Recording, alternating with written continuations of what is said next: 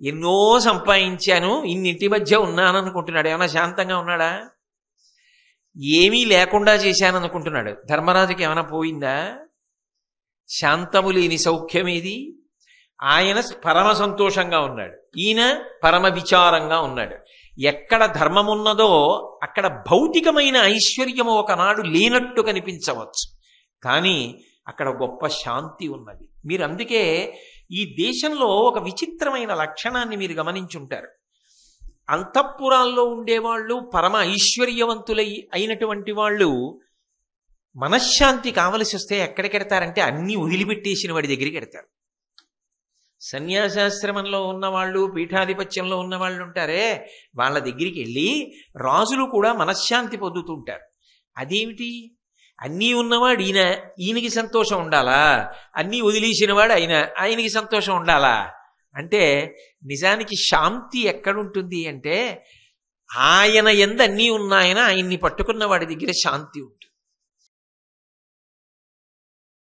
పాండవులు అరణ్యవాసానికి వెళ్ళిపోయిన తర్వాత ధృతరాష్ట్రుడు విదురుణ్ణి పిలిచాడు. పిలిచి విదురుడితో సంప్రదిస్తున్నాడు. ఏ విషయమైనా విదురుణ్ణి అడుగుతాడు. విదురుడు చెప్పిన ఏ విషయమైనా వింటాడు, కానీ ఆచరించడం మాత్రం ఉండదు. దానివలన ఏమిటి ప్రయోజనం ఉంటుంది? ఆ విదురుడితో అంటాడు, నువ్వు శుక్రాచార్యుల వారితో సమానమైనటువంటి ప్రజ్ఞాపాఠవములు కలిగినటువంటి వాడివి, ధర్మం ఎంతో తెలుసున్నవాడివి, విశేషించి కౌరవుల యందు పాండవుల యందు కూడా సమానమైనటువంటి ప్రేమ కలిగినటువంటి వాడివి. కాబట్టి నేను అడుగుతున్నాను, ఇప్పుడు అరణ్యవాసానికి వెళ్ళిపోయినటువంటి పాండవులు తర్వాత ఏం చేస్తారు అని అడిగాడు. అంటే ఒక ఊహ, ఏదో భయం.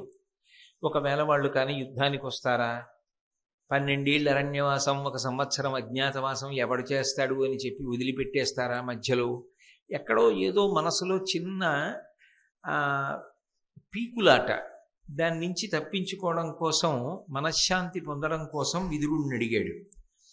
విదురుణ్ణి అడిగితే విదురుడు అన్నాడు, పాండవులు ఎంత తేజోమూర్తులో నీకు తెలియనటువంటి విషయం కాదు. వాళ్ళు సాక్షాత్తుగా దేవతాంశ సంభూతులు. వాళ్ళు తలుచుకున్న నాడు యుద్ధంలో తప్పకుండా నీ పుత్రుల్ని జయించి సామ్రాజ్యాన్ని తిరిగి పొందగలిగినటువంటి వాళ్ళు. అటువంటి పాండవులను అధర్మ మార్గంలో, మాయాజూదంలో శకుని ప్రయోగించి రాజ్యాన్నంతటినీ కబళించావు. అది ఒక అపరాధం. కొడుకుకి దురాలోచన వచ్చినా తండ్రిగా నియంత్రించవలసినటువంటి కర్తవ్యం నీ మీద ఉన్నది, కానీ అటువంటి కర్తవ్యాన్ని నిర్వహించడంలో నువ్వు విఫలమయ్యావు. దానిచేత నీ కొడుకు తన ఇచ్చ వచ్చినట్లుగా ప్రవర్తించాడు. అక్కడతో అయిపోలేదు. దుశ్శాసనుణ్ణి పంపించి అంతటి గొప్ప పతివ్రత రాజసూయాగం చేసి అవబృధ స్నానం చేసి పవిత్ర జలాలతో కొప్పుముడి వేసుకున్నటువంటి ద్రౌపదీదేవి యొక్క జుట్టు పట్టి సభలోకి రప్పించావు. దీని చేత ఎంత ప్రమాదకరమైనటువంటి పని చేయించావు. పెద్దవాడివి ఉండి కూడా నీ పెద్ద కుమారుడైనటువంటి దుర్యోధనుడు పుట్టినప్పుడే నీకు దుశ్శకునములు కనపడ్డాయి. అప్పుడే నువ్వు ఆ కొడుకుని పరిత్యజించాలి, కానీ పుత్రవ్యామోహంతో దగ్గరుంచుకున్నావు. కానీ వాడిప్పుడు చేయవలసినటువంటి పనులన్నిటినీ విస్మరించి దురాలోచనతో కూడుకున్నవాడై అసూయాగ్రస్తమైన హృదయంతో పాండవుల యొక్క ఐశ్వర్యాన్నంతటినీ కూడా మాయామార్గంలో కబళించి వాళ్ళని అరణ్యవాసానికి పంపించాడు. దీనికి ప్రతికృతి ఒక్కటే. నువ్వు వెంటనే ధర్మరాజుకి కబురు చెయ్యి. ధర్మరాజు చేసినటువంటి దోషాన్ని మనసులో పెట్టుకునేటటువంటి వాడు కాడు. వెనక్కి పిలిపించి ధర్మరాజుకి పట్టాభిషేకం చెయ్యి. అఖండ భూమండలాన్ని ధర్మరాజు పరిపాలిస్తాడు. దాని చేత నీకు కీర్తి కలుగుతుంది. ఏ దుశ్శాసనుడు ద్రౌపదీదేవి పట్ల ప్రవర్తించకూడని రీతిలో ప్రవర్తించాడో ఆ దుశ్శాసనుని చేత ద్రౌపదీదేవికి క్షమాపణ చెప్పించు. దాని చేత చేసిన దోషం ఉపశమిస్తుంది. ఈ రెండిటిని నువ్వు చెయ్యి అన్నాడు. అంటే వెంటనే దుర్యోధనుడు అన్నాడు, నీకు ఎప్పుడూ కూడా పాండవుల యందు పక్షపాతం, నా కుమారుల యందు ద్వేషభావం, నా కుమారులు వృద్ధిలోకి రావడాన్ని నువ్వు ఓర్చలేవు. ఇది ఇంతకుముందు దుర్యోధనుడు అన్నాడు. అప్పుడు ఊరుకున్నాడు. తన కర్తవ్యంగా హితాన్నే ఉపదేశం చేశాడు విదురుడు. ఇప్పుడు ధృతరాష్ట్రుడు అనుకున్నాడు, నా కొడుకులు వృద్ధిలోకి వస్తే నువ్వు తట్టుకోలేవు. ఎంతసేపు పాండురాజపుత్రులే ధర్మ మార్గంలో ఉన్న వాళ్ళలా వాళ్లే వృద్ధిలోకి రావాలన్నట్లుగా మాట్లాడుతూ ఉంటావు. ఇది ఆమోదయోగ్యం కాదు. ఎంత కాదన్నా నా శరీరము నుంచి ఉద్భవించినటువంటి వాడు దుర్యోధనుడు, తనూభవుడు అని కదా అంటారు. అటువంటి కొడుకుని ఏ తండ్రి మాత్రం దూరం చెయ్యగలడు? నువ్వు ఇటువంటి దారుణమైన ఆలోచనలన్నీ నాకు చెప్తున్నావే, ఇవి సాధ్యమయ్యేటటువంటి విషయాలేనా? నీలాంటి వాడిని దగ్గర ఉంచుకోవడం సాధ్యమయ్యే విషయం కాదు. కాబట్టి ఉత్తర క్షణంలో నువ్వు రాజ్యాన్ని విడిచిపెట్టి వెళ్ళిపో అన్నాడు. ఆ మాట అనడమే తర్వాయి. విదురుడు ఒక్క మాట మాట్లాడలేదు. మనోవేగం కలిగినటువంటి అశ్వాలు పూంచిన రథాన్నో అశ్వాన్నో ఎక్కి పాండవులు అరణ్యవాసం చేస్తూ ఏ కామ్యక వనంలో ఉన్నారో అక్కడికి వెళ్ళిపోయాడు. ఇక్కడ మీరు ఒక విషయాన్ని గమనించాలి. దుర్యోధనుడు ఎలా మాట్లాడినా సహించాడు. అది అతని స్వభావం. నాకు కర్తవ్యం ఉంది, నేను హితాన్ని ఉపదేశం చెయ్యాలి అని ఉపదేశం చేశాడు. కానీ ధృతరాష్ట్రుడు వెళ్ళిపోమ్మన్న తర్వాత మాత్రం ఇక ఒక క్షణం కూడా ఆలస్యం చేయలేదు. ఉత్తర క్షణం వెళ్ళిపోయాడు. కనీసం ఇంటికి వెళ్ళాడు అని కూడా భారతంలో లేదు. వెంటనే రాజ్యాన్ని విడిచిపెట్టి అడవిలో ఉన్నటువంటి పాండవుల్ని కలుసుకోవడం కోసం కామ్యక వనానికి వెళ్ళిపోయాడు. ఎందుకు వచ్చింది తేడా అంటే, విదురుడు నిరంతరం ధర్మ పరిపాలన చేస్తాడు. ఆయన రాజ్యమునందు ఒక మంత్రి, ప్రధానమైనటువంటి మంత్రి పదవిలో ఉన్నాడు. అటువంటి వ్యక్తిని మహారాజే దేశాన్ని విడిచిపెట్టి వెళ్ళిపోమ్మంటే రాజాజ్ఞని ఔదల దాల్చడం ధర్మం. అందుకే ఇక ఒక్క క్షణం కూడా అక్కడ ఉండలేదు. గుర్రం ఎక్కి వెళ్ళిపోయాడు. అది ఆయన యొక్క ధర్మనిష్టకి పరాకాష్ఠ. పదవి కోసం వెంపర్లాడడం, ఏదో అవతలవాడికి ముఖప్రీతి కొరకు మాట్లాడి మనం ఎలా అయినా రాజ్యంలో ఈ పదవిని ఇలా నిలబెట్టుకుని ఇక్కడే ఉందాం, అటువంటి దిగజారుడుతనం విదురుడి దగ్గర ఉండదు. ఏది రాని ఏది పోని ఆయనకి కావలసింది మాత్రం ధర్మం అంతే. ఆ ధర్మాచరణమునందు సంతోషం తప్ప ఏదో పదవిని అంటిపెట్టుకుని ఉండడంలో సంతోషం విదురుడికి ఉండదు. రామచంద్రమూర్తి రామాయణంలో ధర్మాచరణం చేత నిరంతరము ఎలా సంతృప్తిని పొందుతూ ఉంటాడో, విదురుడు కూడా నిరంతరము ధర్మాచరణ యందు తృప్తి పొందుతూ ఉంటాడు. దానిలో వైక్లభ్యం రానివ్వడు. అందుకే రాజాజ్ఞని ఔదల దాల్చి వెంటనే అరణ్యానికి వెళ్ళిపోయాడు. వెళ్ళిపోయిన తరువాత కొంతకాలం అక్కడ ఉండగలిగాడు. అది కూడా ఏదో నెలలు కాదు. అసలు విదురుణ్ణి విడిచిపెట్టి ధృతరాష్ట్రుడు తట్టుకోలేకపోయాడు. తట్టుకోలేకపోయినా ఈయన మాత్రం కామ్యక వనానికి చేరుకున్నాడు. చేరుకుని ధర్మరాజు గారి దగ్గరికి వెళ్ళాడు. ధర్మరాజు గారికి అనుమానం వచ్చింది, ఇదేమిటి విదురుడు ఇక్కడ కూడా వస్తున్నాడు, ఒకవేళ మళ్ళీ జూదానికి రమ్మంటాడా ఏమి అని. మళ్ళీ జూదానికి రమ్మండానికి ఏముందని రమ్మంటాడు ఇంకా ఓడించడానికి అని అప్పుడు అనుమానం వచ్చింది. కాదు కాదు, అర్జునుడి గాంధీవం ఒకటి ఉంది కదూ, భీమసేనుడి గదాదండం ఉంది కదూ, ఆయుధములను మళ్ళీ లాక్కోవడం కోసం మళ్ళీ మాయాజూదానికి పిలుస్తున్నారన్నమాట. ఏది ఏమైపోని ఈసారి మాత్రం నేను జూద క్రీడకి వెళ్ళను అని మనసులో అనుకుని, కానీ విదురుడి వంటి పెద్దవాడు వచ్చి రమ్మని అంటే కాదు అనడం అంత తేలిక? అది ధర్మం అవుతుందా? ఈ క్లిష్ట అయినటువంటి స్థితి నుంచి నేను ఎలా గట్టున పడాలి అని ఆలోచిస్తున్నాడు. ఈలోగా విదురుడు వచ్చాడు. ధర్మరాజు గారితో ఏకాంతంగా ఉన్నప్పుడు ఒక మాట చెప్పాడు. మీరు వెళ్ళిపోయిన తర్వాత ధృతరాష్ట్రుడు నన్ను పిలిచి పాండవులు తర్వాత ఏం చేస్తారు అని అడిగాడు. నేను చెయ్యవలసినటువంటి హితవాక్యాన్ని చెప్పాను. కానీ ధృతరాష్ట్రుడు వినలేదు. నన్ను ఉత్తర క్షణం రాజ్యం విడిచిపెట్టి వెళ్ళిపోమ్మన్నాడు. అందుకని నేను అరణ్యంలో ఉన్నటువంటి మీ దగ్గరికి వచ్చేశాను అని చెప్తూ ఒక మాట అన్నాడు. విదురుడు ఏ మాట చెప్పినా చాలా బాగా పట్టుకోవాలి సుమండి, అంత తేలిగ్గా విడిచిపెట్టే విషయాలు అయి ఉండవు అవి.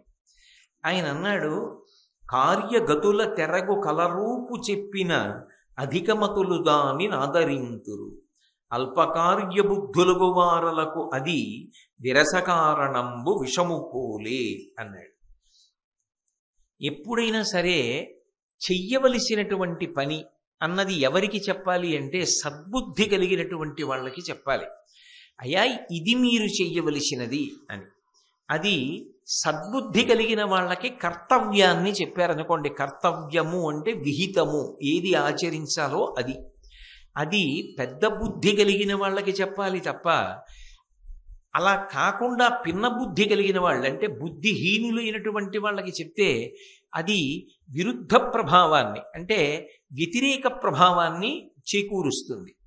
మీరు చూడండి, లోకంలో ఒక పెద్ద బుద్ధి కలిగినటువంటి వాడు ఏ కారణం చేతనైనా కర్తవ్యాన్ని నిర్వహించడంలో పొరపాటు పడ్డాడు అనుకోండి, ఆయన దగ్గరికి వెళ్ళాయా ఈ పని ఇలా కాదండి మీరు ఇలా చెయ్యాలనో, లేదా ఈ కార్యం చెయ్యకూడదు మీరు ఈ కార్యం చెయ్యాలనో, మీరు ఇలా జీవించాలనో చెప్పారనుకోండి, ఆయన జీవించగలిగితే తప్పకుండా జీవిస్తాడు, జీవించడానికే ప్రయత్నిస్తాడు కూడా. ఎందుకనంటే ఆ బుద్ధి గొప్ప బుద్ధి. అందుకే పెద్దవారు చెప్పిన మాట కాబట్టి దీన్నే నేను పాటిస్తాను అని దానికి అడ్డంగా వచ్చినటువంటి వ్యక్తిగతమైనటువంటి అభిప్రాయాల్ని సుఖదుఖాల్ని పక్కన పెట్టేస్తాడు. పెట్టి కర్తవ్యతానిష్టతో పెద్దలు చేసినటువంటి పని ఏదో అదే చేస్తాడు. అందుకే అధికమతులు దాని ఆదరింతురు.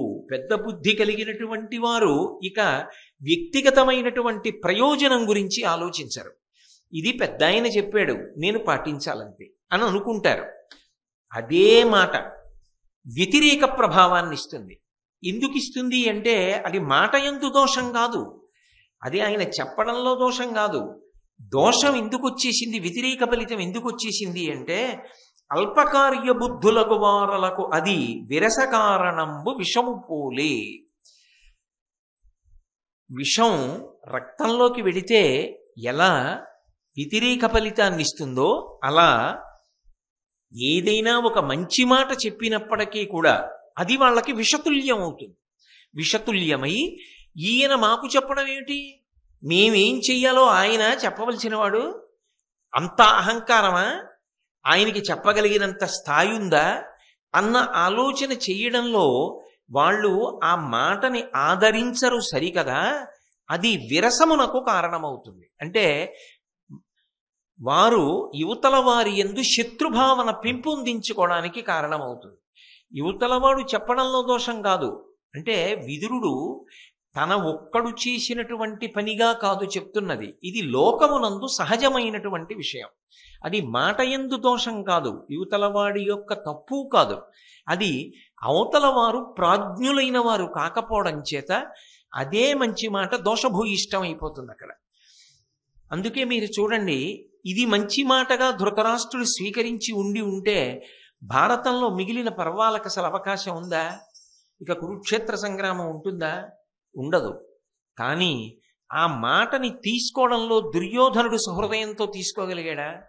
ఆ మాటని ధృతరాష్ట్రుడు సహృదయంతో తీసుకోగలిగాడా?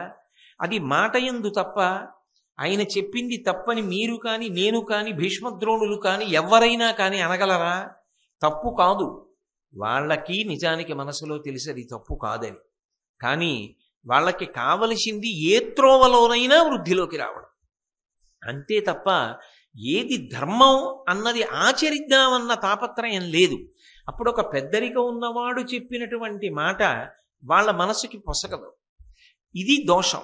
అందుకు నన్ను వెళ్ళిపోమ్మన్నాడు. అంతేకాని నేనేదో చెప్పకూడని మాట చెప్పానని కాదు. 2, మీ మీద ప్రేమతో మీకు రాజ్యం రావాలని మీ మీద పక్షపాతంతో నేను చెప్పలేదు. అంటే నేను ఎంత ధర్మమునకు మాత్రమే నిలబడ్డాను. నాకు మీ ఎందు పక్షపాతము కాదు, వారి ఎందు విరుద్ధ భావం కాదు. ధర్మం ఎక్కడున్నదో ధర్మాన్ని నేను మాట్లాడాను. ఈ మాట వారికి పొసగకపోవడం, నీ దగ్గరికి వచ్చి నేను చెప్పడం, నీ గురించి వాళ్ళకి చెప్తే వాళ్ళు అంగీకరించలేదయా, చూసావా నీ గురించి ఎంత మాట చెప్పానో, కాబట్టి నువ్వు నన్ను ఆదరించాలి అని ప్రాపకం కోసం చెప్తున్నాను అనుకుంటున్నావేమో. అటువంటి ప్రాపకాలకు ఆశపడేవాడిని కాదు. ధర్మం నాకు ప్రధానం. ఆ ధర్మం కోసం చెప్పాను. అక్కడ పొసగలేదు, వెళ్ళిపోమ్మన్నాడు. నేను వచ్చేసాను. ఎక్కడికి వచ్చాను? మీరు ధర్మాత్ములు, అందుకని అరణ్యంలో మీ దగ్గరికి వచ్చేసాను. ఇక్కడ మీరు ఒక్కటి ఆలోచించండి. ధర్మరాజు గారు ఏదైనా పదవి ఇవ్వగలడా విదురుడికి? ఆయన వెతుక్కుంటూ వెళ్ళిపోవాలి అంటే పదవి కోసం వెళ్ళాలి అనుకుంటే ధర్మరాజు దగ్గరికి వెళ్ళకూడదు. ఆయన ఇంకొకరి దగ్గరికి వెళ్ళాలి. ఆయనకి ఏం కావాలి? ధర్మం కావాలి. ఎవరు ధర్మాన్ని అనుష్ఠించేవాళ్ళు? ధర్మరాజాదులు. అందుకే వాళ్ళ దగ్గరికే వెళ్ళిపోయాడు ఆ ప్రీతి కోసం. అంతేకాని ఆ చెప్పడం వెనక ఒక సంఘటనని ధార్మిక విశ్లేషణ చేస్తున్నాడు. అది అందుకోగలిగిన వాడికి చెప్తున్నాడు. అది అందుకోలేకపోయారనుకోండి పరిపరి విధముల అర్థం అవుతుంది. ఇది అసలు చెప్పడం ఎందుకు అంటే వాళ్ళ దగ్గర మెహర్బానీ కోసం చెప్పాడు విదురుడు అన్న అనుమానం ఒకటి వస్తుంది. కానీ అసలు అటువంటి మెహర్బానీ కోరుకునేటటువంటి మనస్తత్వం, అటువంటి లేఖితనం విదురుడికి లేనేలేదు. అందుకే ఆ లేఖితనం ఉన్నవాడు అనుకోండి, అయ్యో మీ మనసు కష్టపెట్టానా, సరే జరిగిందేదో జరిగిపోయింది, పెద్దవాడివి అన్నగారివి, పోన్లే అక్కడితో విడిచిపెట్టేసాయి అన్నయ్య, నీ మనసు నొప్పించుంటే క్షమించు అని ధృతరాష్ట్రుడి దగ్గరే చెప్తాడు. కానీ ఆ మాట చెప్పలేదు, అలా క్షమాపణ అడగలేదు. ఎందుకు అడగలేదు అంటే ఏది ధర్మమని నమ్మాడో ఆ ధర్మమని నమ్మినప్పుడు, అది ధర్మమే అయినప్పుడు క్షమాపణ చెప్తే అది నీ వ్యక్తిగత విషయం కాదు. అక్కడ ధర్మం నశించిపోతుంది, ధర్మం తల వంచేసినట్టు. అందుకే అటువంటి చోట క్షమాపణ చెప్పవలసిన అవసరం లేదు ధర్మరాజు విదురుడికి. కాబట్టి ఇప్పుడు ఆయనకి కావలసింది ధర్మం అయినప్పుడు అది ఎక్కడుందో అక్కడికి వెళ్ళిపోవాలి. అక్కడికి వెళ్ళిపోయాడు. అది విదురుడి యొక్క శీల వైభవం. అంటే నువ్వు వెళ్ళిపో అనగానే ఆయన నేను ఎక్కడికి వెళ్ళాలి, ఈ పదవి పోతే ఎలా, నా ఇల్లు ఏమైపోతుంది, నా భార్య ఏమైపోతుంది, నా బిడ్డలు ఏమైపోతారు, ఇంత పదవిని విడిచిపెట్టి నేను ఎలా తిరగను, ఇవేవి ఆయన మనసులోకి రాలా. ఆయన మనసులో ఎప్పుడూ ఉండేది ఏదంటే ధర్మం ఒక్కటే. దాని చేత తృప్తిని పొందుతూ ఉంటాడు. విదురుని యొక్క శీల వైభవానికి పరాకాష్ఠ ఈ సంఘటన. సరే ధర్మరాజు గారి దగ్గరికి వెళ్ళాడు, ఈ మాట చెప్పి ధర్మరాజుతో ఇంకొక మాట కూడా చెప్పాడు. అది మీరు బాగా అర్థం చేసుకోవాలి. ధర్మరాజు మీద మాత్రమే పక్షపాతము కాదు, ఖచ్చితంగా ఆయనకి పక్షపాతం ఉంది. ఎందుకు పక్షపాతం ఉంది అంటే ధర్మాత్ములు కష్టపడుతున్నారని. కపట బుద్ధితో శకుని ఆడినటువంటి జూదమునందు సమస్త సామ్రాజ్యాన్ని భోగాల్ని పోగొట్టుకుని అరణ్యవాసం చేస్తున్నారని. అది మానవ రుణం తీర్చుకోవడం. ఎక్కడ మోసం జరిగిందో వాళ్ళ పట్ల పక్షపాతం ఉండడం, వాళ్ళని రక్షించాలని కోరుకోవడం సహృదయం. ఆ సహృదయం మనుష్య రుణాన్ని తీర్చుకోవడానికి మార్గం. కాబట్టి అది దోషం పట్టడానికి కారణం కాలేదు. అందుకే అదే ధర్మరాజు గారితో ఇంకొక మాట చెప్పాడు. ధర్మరహితులైన ధార్తరాష్ట్రులకు భూరాజ్యలక్ష్మి సుస్థిరంబు కాదు, ధర్మతనయ నిన్ను తద్రాజ్య సంపదల్ వలచి తమకు తామ వచ్చి పొందు. ఇవాళ వాళ్ళు రాజ్యాన్ని పొందారు, కానీ అది వాళ్ళ దగ్గర ఉండదు. ఎందుకు ఉండదో తెలుసా? భూరాజ్యలక్ష్మి. ఎంత పెద్ద మాట వేశాడో చూడండి. ఆవిడ రాజ్యలక్ష్మి. లక్ష్మి ఎక్కడ నివాసం చేస్తుంది అంటే ధర్మం ఎక్కడ ఉన్నదో అక్కడ లక్ష్మి నివాసం చేస్తుంది. లక్ష్మి అన్న మాటని మీరు కొంచెం జాగ్రత్తగా అర్థం చేసుకోవాలి. లక్ష్మి అంటే పెద్ద పెద్ద అంతఃపురాలే కావక్కర్లేదు. లక్ష్మి అంటే కోట్ల కోట్ల ఐశ్వర్యమే అక్కర్లేదు. లక్ష్మి అన్న మాటకు అర్థం పరమ సంతృప్తి. పరమ సంతృప్తిని మించిన లక్ష్మీ కటాక్షం లోకంలో ఎక్కడుంటుంది? తనకి ఆకలి వేసినప్పుడు కడుపు నిండా అన్నం దొరకడం, ఆ తిన్న అన్నం తనకి జీర్ణం అవ్వడం, ఒకరి దగ్గర చేయి చాపవలసిన అవసరం లేకుండా జీవితం గడవడం, తాను పడుకుంటే నిద్ర పట్టడం, తాను ఆరోగ్యంగా ఉండడం, మంచి సంకల్పాలు రావడం, ఆ మంచి సంకల్పం ఎన్ని ప్రతిబంధకాలు వచ్చినా అమలు చేయగలిగినటువంటి ధృతి మనసులో నిలబడి ఉండడం. ఇంతకన్నా లక్ష్మి ఏమిటి? ఇంతకన్నా ఏం కావాలి? అవి ఎవరి ఎందున్నాయో వాడు లక్ష్మీవాన్, వాడు శ్రీమాన్. అందుకే సుందరకాండలో అన్ని మాటలు హనుమకు శ్రీమాన్ శ్రీమాన్ శ్రీమాన్ అని ప్రయోగిస్తారు వాల్మీకి మహర్షి. అది లక్ష్మి. ఎందుచేత అంటే వాడు ప్రతిబంధకములను అధిగమించి వెడుతూ అపారమైనటువంటి యశోవిరాజితుడు అవుతాడు. కానీ అధర్మ మార్గంలో ఎవడు సంపాదించాడో అక్కడ లక్ష్మి నిలవదు. ధర్మము లేని చోట విష్ణువు యొక్క అనుగ్రహం ఉండదు. అంటే అక్కడ విష్ణు ప్రీతికి కారణము లేదు, కాబట్టి విష్ణువు ఉండరు. విష్ణువు ధర్మపక్షపాతి, స్థితికారుడు. ఎక్కడ ధర్మం ఉంటుందో అక్కడ విష్ణువు ఉంటాడు. మీరు ఒక్కటి ఆలోచించండి, తేలికగా కథాభాగంగా అర్థం అవ్వాలంటే, ఇప్పుడు కూడా కృష్ణుడు పాండవుల పక్షాన ఉంటాడా, అన్నీ పోయాయని కౌరవుల పక్షానికి పెడతాడా? పాండవుల పక్షాన ఉన్నాడు అనడానికి మీకు తిరుగులేని సాక్ష్యం ద్రౌపదీదేవి మొల మీద వస్త్రం అయిపోయిందనిపించుకోకుండా అఖండంగా రావడమేనా? అంటే విష్ణు పక్షపాతం ఎవరి యందుంది? పాండవుల యందుంది. పాండవుల యందు ఉన్నది అనడానికి ఏమిటి కారణం? ధర్మం. ధర్మం ఎక్కడున్నదో అక్కడ విష్ణువు యొక్క అనుగ్రహం ఉంటుంది. లక్ష్మి ఎవరు? నిత్యానపాయనీం నిరవద్యాం దేవదేవ దివ్యమహిషీం అఖిల జగన్మాతరం అస్మన్మాతరం అశరణ్య శరణ్యాం అనన్య శరణ శరణమహం ప్రపత్యే. ఆమె నిత్యానపాయని. ఆమె పరమాత్మ అయినటువంటి విష్ణువుని విడిచిపెట్టి ఉండదు. విష్ణువు ఎక్కడుంటే అక్కడికి వెళ్ళిపోతుంది. విష్ణువు యొక్క పక్షపాతం ఎవరి యందున్నది? పాండవుల యందున్నది. కాబట్టి లక్ష్మి ఎక్కడికి వెళ్ళిపోతుంది? పాండవుల దగ్గరికి వెళ్ళిపోతుంది.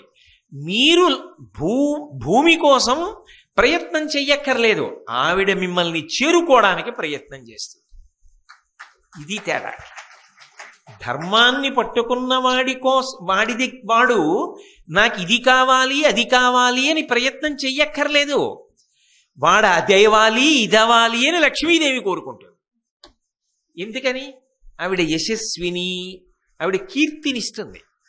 ఆ కీర్తినిస్తుంది కాబట్టి ఆవిడికి ఏమిటంటే కోరిక, మా ఆయనకి ప్రీతి కలిగేటట్టుగా ప్రవర్తించగలిగిన వాడు, ధర్మాన్ని పట్టుకున్నవాడు. కాబట్టి వీడు కీర్తివంతుడు కావాలి. వీడు ఎక్కడికి వెళ్ళినా గుర్తింపబడాలి. వీడు ఎక్కడికి వెళ్ళినా భోగం అనుభవించాలి. వీడు ఎక్కడికి వెళ్ళినా సమస్త రాజ్య సంపదలతో తులతూగాలి. దుర్యోధనుడు తాత్కాలికంగా రాజ్యాన్ని పొందగలిగాడేమో, కానీ ఆవిడ వెతుక్కుని వెళ్ళిపోతే ఆపగలిగిన ప్రజ్ఞ ఉంటుందా? అలా ఆపే ప్రయత్నం చేశాడనుకోండి, మట్టు పెట్టి వెళ్ళిపోతుంది. అదే జరిగిందా లేదా? అంటే ఇప్పుడు మీరు ఒకటి ఆలోచించండి, విదురుడు ఒక గొప్ప సిద్ధాంతాన్ని మాట్లాడుతున్నాడా, ధర్మరాజు ప్రాపకం కోసం ధర్మరాజుని పొగుడుతున్నాడా? అక్కడ అంటే ధర్మరాజు అయినా సరే ధర్మాన్ని వదిలిపెట్టేశాడు అనుకోండి, లక్ష్మీ కటాక్షం ఉండదు. అప్పుడు ఎక్కడ ధర్మం ఉందో మళ్ళీ ఆవిడ వెతుక్కుని వెళ్ళిపోతుంది. ధర్మాన్ని విడిచిపెట్టేసి ఏ ఇతర కారణము చేత నువ్వు ఏది సంపాదించుకున్నా అది నీకు శాశ్వతము కాదు, అది జారిపోయేదే, అది నిలబడేది కాదు.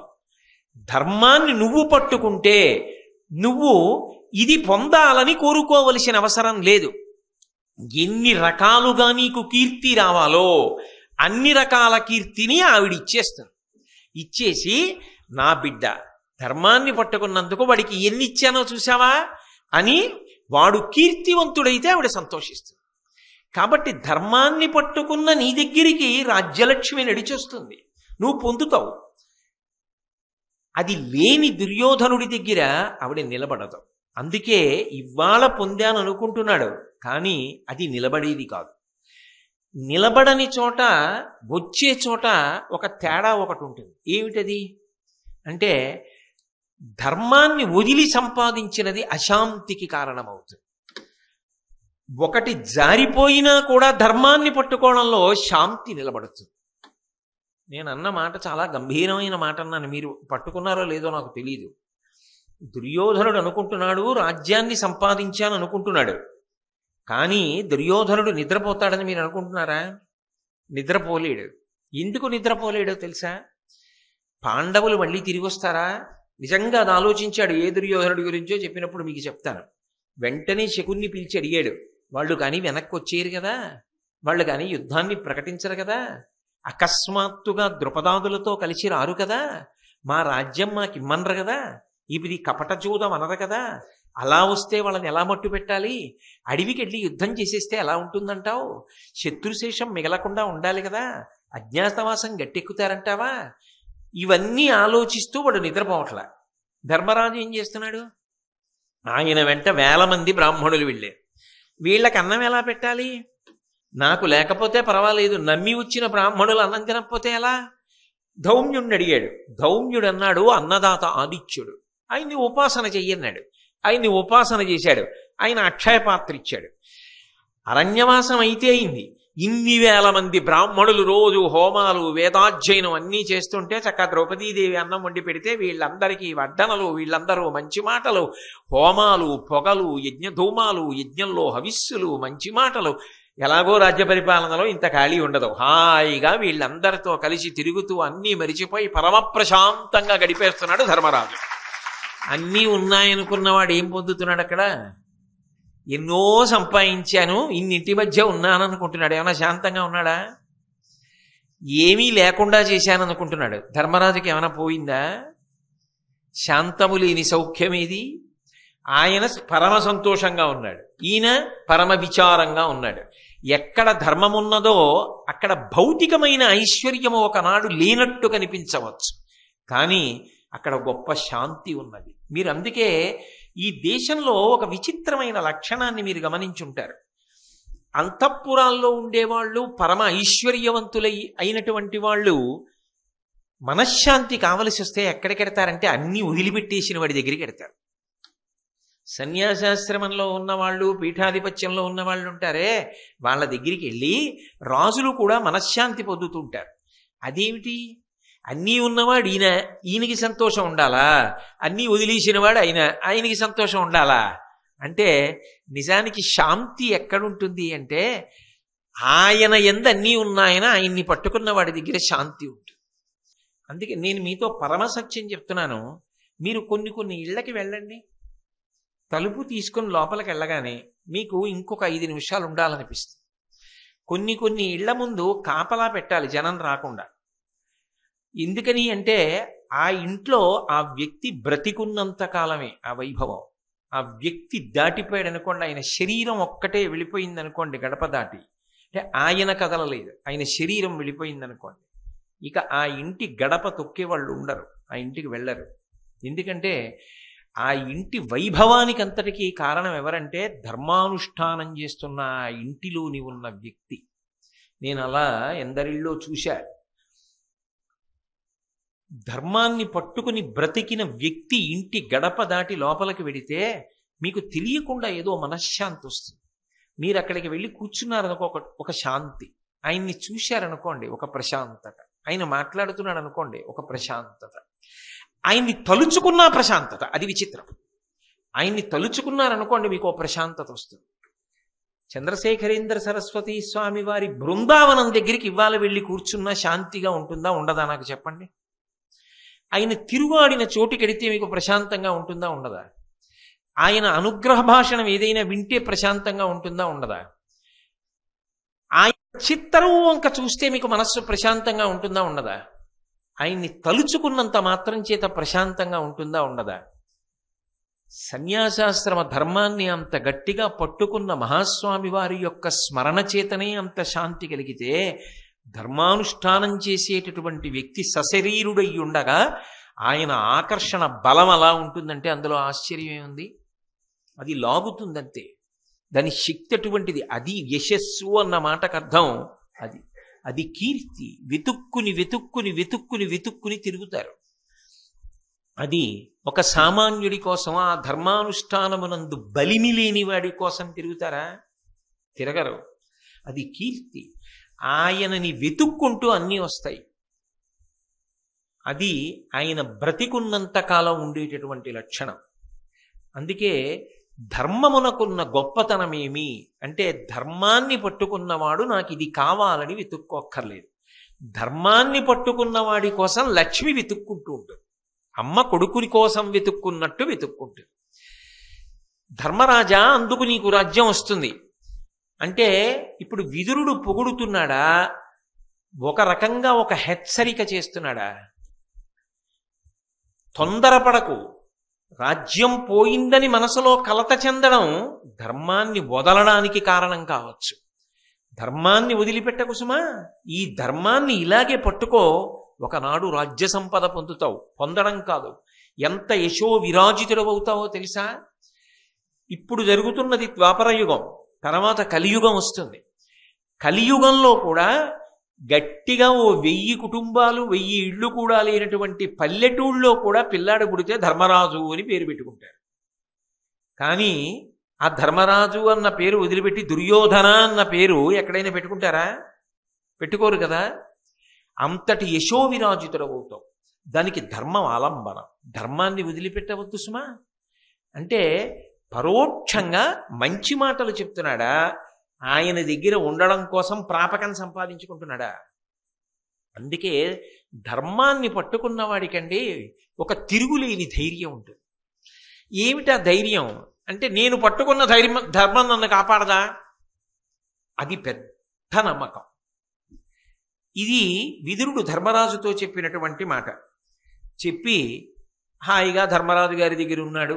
ఆ ఉన్నటువంటి బ్రాహ్మణులు, వాళ్ళు చేస్తున్న హోమాలు, వాళ్ళకి చేస్తున్న వడ్డనలు, వాళ్ళందరూ తిన్నాక మిగిలిపోయినటువంటి శేషాన్ని చక్కగా ప్రీతితో భక్తిగా ప్రసాదంగా స్వీకరించడం, ధర్మరాజు గారి యొక్క వైభవం, మంచి మాటలు, ఆయనకి ఏం కావాలి ఇంతకన్నా? సంతోషంగా గడిచిపోతాడు. కానీ అవతల ధృతరాష్ట్రుడికి నిద్రపట్టలేదు. విదురుడు లేకపోతే ఉండలేడు. అందుకని సంజయుడిని పిలిచాడు. పిలిచి సంజయుడితో అన్నాడు, ఆ విదురుడు ఉన్నాడే, ఆయన నా కంటి చూపు. ఎంత గొప్ప మాట అన్నాడో చూడండి. ఉందా అది? లేదుగా. అంటే ఈ బాహ్యంలో కంటికి చూపు లేదేమో, కానీ ఇలా తడుముకు నడుస్తాడే, అలా అసలు నా కంటికి బయటి వెలుతురు చూడడానికి నాకు దార్శనికుడు, ఈ కన్ను లేదన్న బెంగ కూడా మరిపించగలిగిన వాడు, నాకు వెలుతురై మార్గాన్ని చూపించగలిగిన వాడు విదురుడు. ఈ చూపు లేకుండా పుట్టా. కాబట్టి ఒకనాడు ఉండి ఒకనాడు పోతే ఆ కంటి చూపు యొక్క విలువ తెలిసి ఏడ్చేవాడినేమో. అసలు ఎప్పుడూ తెలియదుగా, ఏడవల. కానీ ఆ వెలుతురు యొక్క విలువ ఏమిటో ఇప్పుడు తెలుస్తోంది పోయాక. ఎంత పెద్ద మాట అండి. నిజంగా ధృతరాష్ట్రుడు ఎంత చెడ్డవాడైనా విదురుడి విషయంలో అన్న మాటకు మాత్రం ఆయన కాళ్ళకి నమస్కారం చేయవలసిందే. కాబట్టి నా కంటి చూపు, నా గుండె విదురుడు. కాళ్ళు చేతులు ఎంత బాగుంటే ఎవరికి కావాలండి? గుండె ఆగిపోతే అది కదూ ప్రధానం, అది బాగుండాలి. అసలు నా గుండె విదురుడు. ఇవాళ నా గుండె చప్పుడు లేదు, నా కంటికి చూపు లేదు. కాబట్టి ఆ విదురుడు రావాలి. వస్తే కానీ నా గుండె కొట్టుకోదు, నా కంటికి చూపు రాదు. కాబట్టి వెంటనే వెళ్ళు సంజయ అంటే దాని అర్థం ఏమిటి? ఒకవేళ బెట్టు చేస్తే ఈ మాటే చెప్పు, నిన్ను వదిలి ఉండలేకపోతున్నాడు, ఇంకా రాకపోతే ఆయనే వచ్చేస్తాడు. కాబట్టి వచ్చేయి, ధృతరాష్ట్రుడి కోసం వచ్చేయి. రావచ్చా విదురుడు? ఇలా వెళ్ళి చెప్తే బెట్టు చేయొచ్చుగా. అనుభవించనివ్వండి, నా మాట ఆయన వింటాడా, ఆయన కొడుకు వింటాడా, ఎవడకు కావాలి, ఎందుకది నాకు అక్కర్లేదు, నేను రాను అని కూడా అనొచ్చుగా. ఇవి రెండూ చెప్పి వెళ్ళు ఆ విదురుడి దగ్గరికి అంటూ, నిమ్మిగలవా అని నా చిత్తము ఎరిగెడువా అని విదురు ధర్మప్రియు నా తమ్మునిట వేగ తోడ్కొని రమ్ము అరుగుము కామ్యకాఖ్య రమ్యాటవికి. అది ఆప్యాయంగా మాట్లాడుతున్నారు అనుకోండి, గుండె బరువెక్కి దీర్ఘమైన వాక్యాలు పడవు, చిన్న చిన్న మాటలు పడతాయి. వెళ్ళండి, రమ్మనండి, ఒక్కరోజు ఉండమనండి, ఎంత తాపత్రయపడుతున్నానో మీరు ఎలా అయినా చెప్పండి అంటాడు. కానీ అక్కడ పెద్ద పెద్ద సమాసాలు, దీర్ఘవాక్య నిర్మాణాలు ఉండవు. ఆ ప్రేమ ఆర్తి పొంగిన చోట వాక్యం ముక్కలైపోతుంది, గుండె బద్దలైపోయినట్టు. అది ధృతరాష్ట్రుడు మాట్లాడిన పద్యంలో ఉన్నటువంటి విరుపు, అది దాని సోయగం. మహానుభావులు వాళ్ళు కౌలు ఏమిటండి, వాళ్ళు మరొక బ్రహ్మస్వరూపం. అది వాళ్ళు మహర్షులు, దార్శనికులు. వాళ్ళకి పొగడత కాదు ఇవ్వవలసింది, 2 చేతులు ఎత్తి నమస్కారం అంతే. కాబట్టి నిమిగలవా అని, ఆ ప్రేమ కలిగిన వాడు ఉన్నాడే, నా చిత్త మెరిగెడువా అని, నా మనసు తెలుసు. అందుకే ఇన్ని మంచి మాటలైనా చెప్తాడు, నేను విననని తెలుసు, నా పుత్రవ్యామోహం తెలుసు, అయినా అన్నయ్య అని రాజని అంత గౌరవించి మాట్లాడతాడే. ఆ విదురుడు దూరం అయితే బ్రతకగలనా? విదురు ధర్మప్రియు, ధర్మం అంటే ఎంత ప్రేమో. ఏది ఏమైపోయినా ధర్మమే, అందుకు కదిలిపోయాడు. రాజాజ్ఞ అని వెళ్ళిపోయాడు. ఇంకెవడైనా వెళ్ళమంటే వెడతాడా ఈ రాజ్యంలో? దుర్యోధనుడు నోరు మొయ్యి బుద్ధి లేనివాడా అన్నాడు.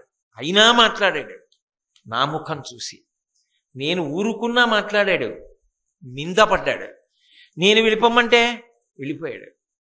రాజాజ్ఞ కాదనడు. ఏమి ధర్మం మహానుభావుడికి! అంత ఓర్పున్నవాడు వెళ్ళిపోయాడు. ఎంత పవిత్ర హృదయం! ఇప్పుడు అంటున్నాడు ఆ మాటలు. కొన్ని ఎదురుగుండా ఉన్నప్పుడు తెలియదు, కాస్త పక్కకి వెళ్ళాక వాటి విలువ తెలుస్తూ ఉంటుంది. లోకంలో ఇలాంటి సంఘటనలు చాలా జరుగుతుంటాయి. కాబట్టి విదురు ధర్మప్రియు, నా మా తమ్ముడు. ఇప్పుడు మంత్రి కాదు, మా తమ్ముడు. కాబట్టి నా తమ్ముడు, మా కూడా కాదు, నా తమ్ముడు వెళ్ళి వేగతోట్కొని రమ్ము, ఆలస్యం వీల్లేదు, తొందరగా తీసుకురా. అరుగము వెళ్ళు. కామ్యకాఖ్య రమ్యాటవికిన్, మధ్యాహ్నం పెడతా భోంచేసేడతా కుదరవు, వెంటనే బయలుదేరు. వెంటనే సంజయుడు గబగబా కామ్యక వనానికి వెళ్ళాడు. వెళ్ళి ధర్మరాజు గారి పక్కనున్న విదురుణ్ణి దర్శనం చేశాడు. చేసి ఏ మాటలు ధృతరాష్ట్రుడు చెప్పాడో ఆ మాటలే విదురుడితో చెప్పాడు.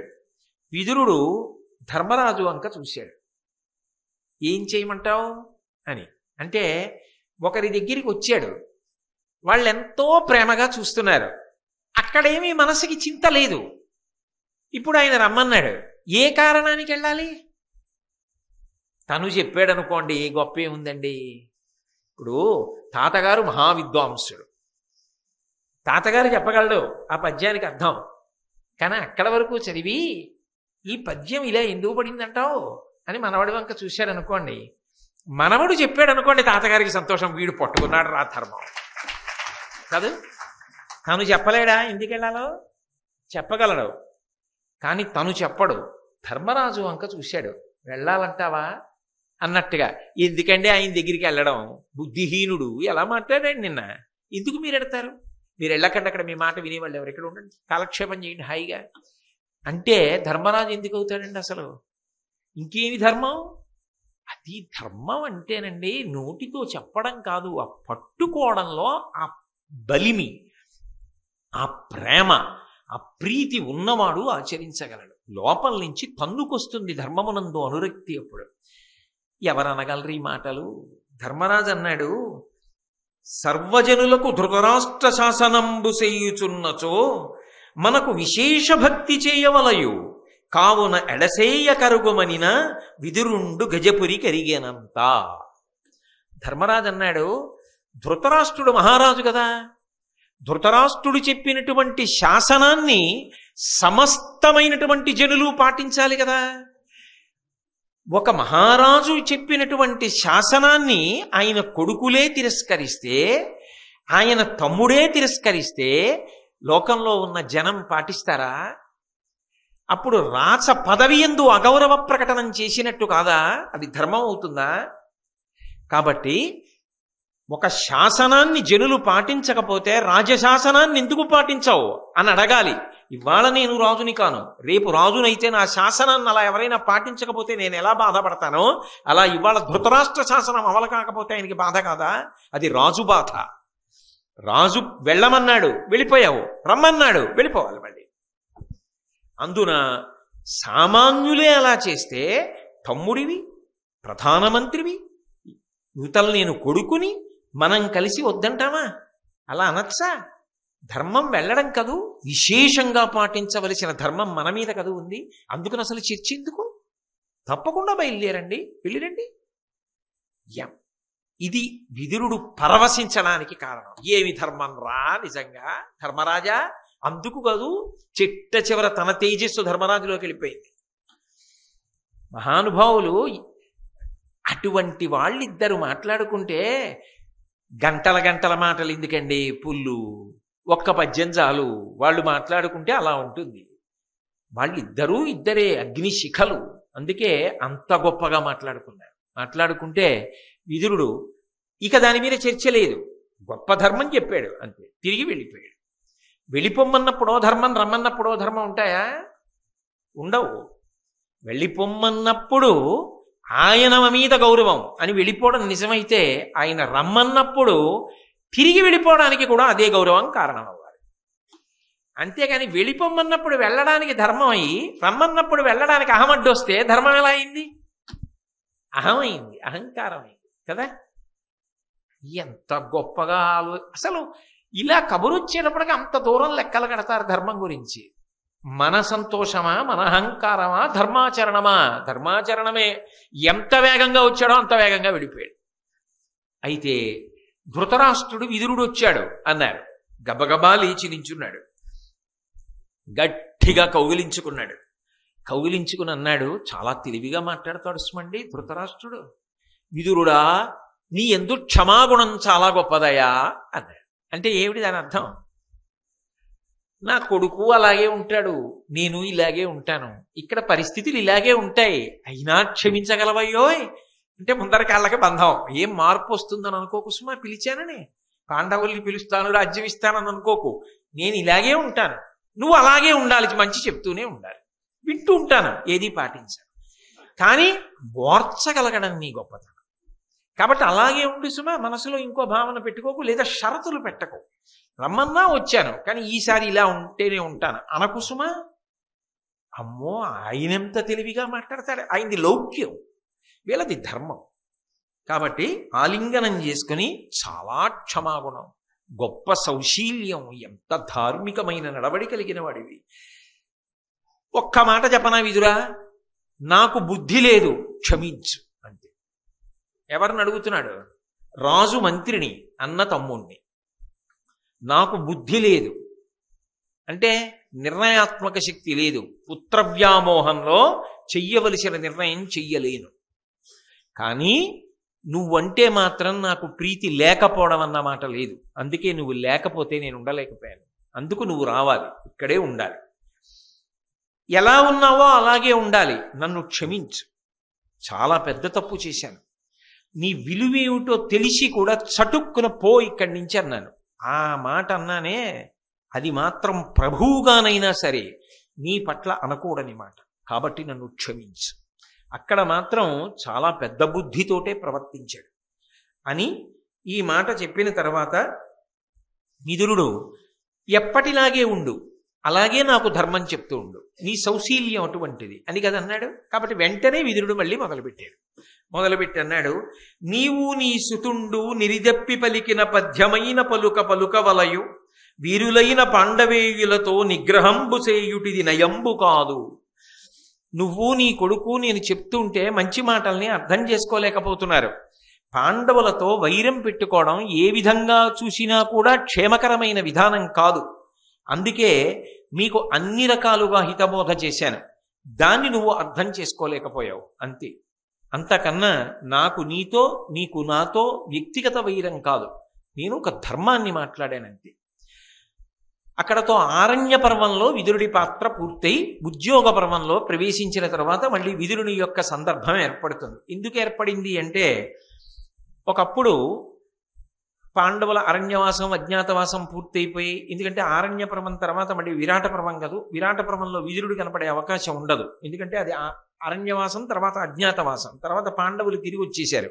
తిరిగి వచ్చేసిన తర్వాత వాళ్ళ రాజ్యం వాళ్ళకి ఇవ్వాలి, అందుకని ఎవరి ప్రయత్నాలు వాళ్ళు ప్రారంభం చేశారు. ధృతరాష్ట్రుడు తన వైపు నుంచి సంజయుణ్ణి రాయబారానికి పంపించాడు. సంజయుడు రాయబారానికి వెళ్ళి మెత్తటి మాటలతో ధర్మరాజుని ప్రసన్నుండి చేసుకుని రమ్మన్నాడు. వెళ్ళినటువంటి సంజయుడు చాలా వేగంగా మళ్ళీ అక్కడ పని పూర్తి చేసుకుని రథం మీద వచ్చాడు. కానీ అప్పటికే చీకటి పడిపోతాం. వచ్చి ఒళ్ళంతా హోనం అయిపోయింది. చూడండి, అబ్బా ఒళ్ళు హోనం అయిపోయింది ప్రయాణం చేసి, రేపు చెప్తా విశేషాలని, ఇవాళ పడుకుంటా, పలహారం పెట్టి అంటాను చూడండి. అలా ఆయన కూడా వస్తూనే సంక్షిప్తంగా మాట్లాడాడు ధృతరాష్ట్రుడితో. మాట్లాడి వాతలు పెట్టినట్టు మాట్లాడి నా ఒళ్ళంతా హోనం అయిపోయింది, చాలా బడలిక పొందాను, నేను విశ్రాంతి తీసుకుని రేపు వచ్చి సభలో చెప్తాను మిగిలిన రాయబార విశేషాలు అని వెళ్ళిపోయాడు. కానీ ధృతరాష్ట్రుడికి నిద్ర పట్టలేదు, పడుకుంటే. ఇప్పుడు మళ్ళీ విదురుడికి కబురు చేశాడు, విదురా ఒక్కసారి రా అన్నాడు. ప్రభువు ఆజ్ఞ. మళ్ళీ విదురుడు బయలుదేరి వెళ్ళాడు. విదురుడి దగ్గర దాచడం అది గొప్ప గుణం. విదురుడితో అన్నాడు, పాండురాజసుతుల పాలికి చని ఇప్పుడు సంజయుండు వచ్చి సమ్ముఖమున నన్ను చాలా దూరి నాకు రే పచ్చడి పనులు చెప్పువాడననుచు చనియే. ఆ సంజయుడు రాయబారానికి వెళ్ళాడు, విదురా వచ్చాడు. వచ్చినవాడు నన్ను చాలా దూరి నన్ను చాలా నింద చేశాడు. బుద్ధిహీనుడివి, చెప్పిన మాట వినలేదు, ఇదిగో ఇప్పుడు ఇంత కలహం వచ్చేటట్టుంది అని నన్ను చాలా నింద చేసి వెళ్ళిపోయాడు. రేపు పొద్దున్న సభలో చెప్తానన్నాడు మిగిలిన విషయాలు. ధర్మరాజు ఏ భావనతో ఉన్నాడో, యుద్ధానికి వస్తాడేమో చెప్పాడుగా విదురుడు. రాజ్యం శాశ్వతం కాదు నీకని వెతుక్కుంటోంది లక్ష్మి వెళ్ళిపోవడానికి అక్కడికి.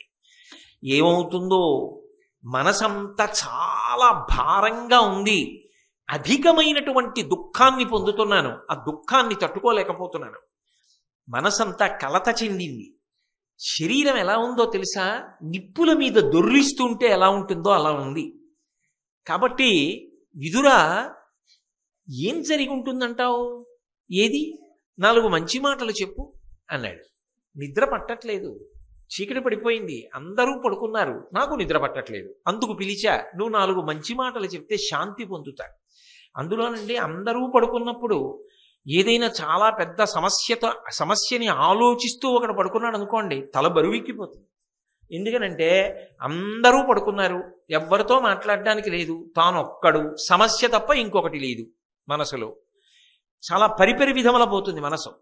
అందుకని బరువెక్కిపోయి ఉంది మనసు.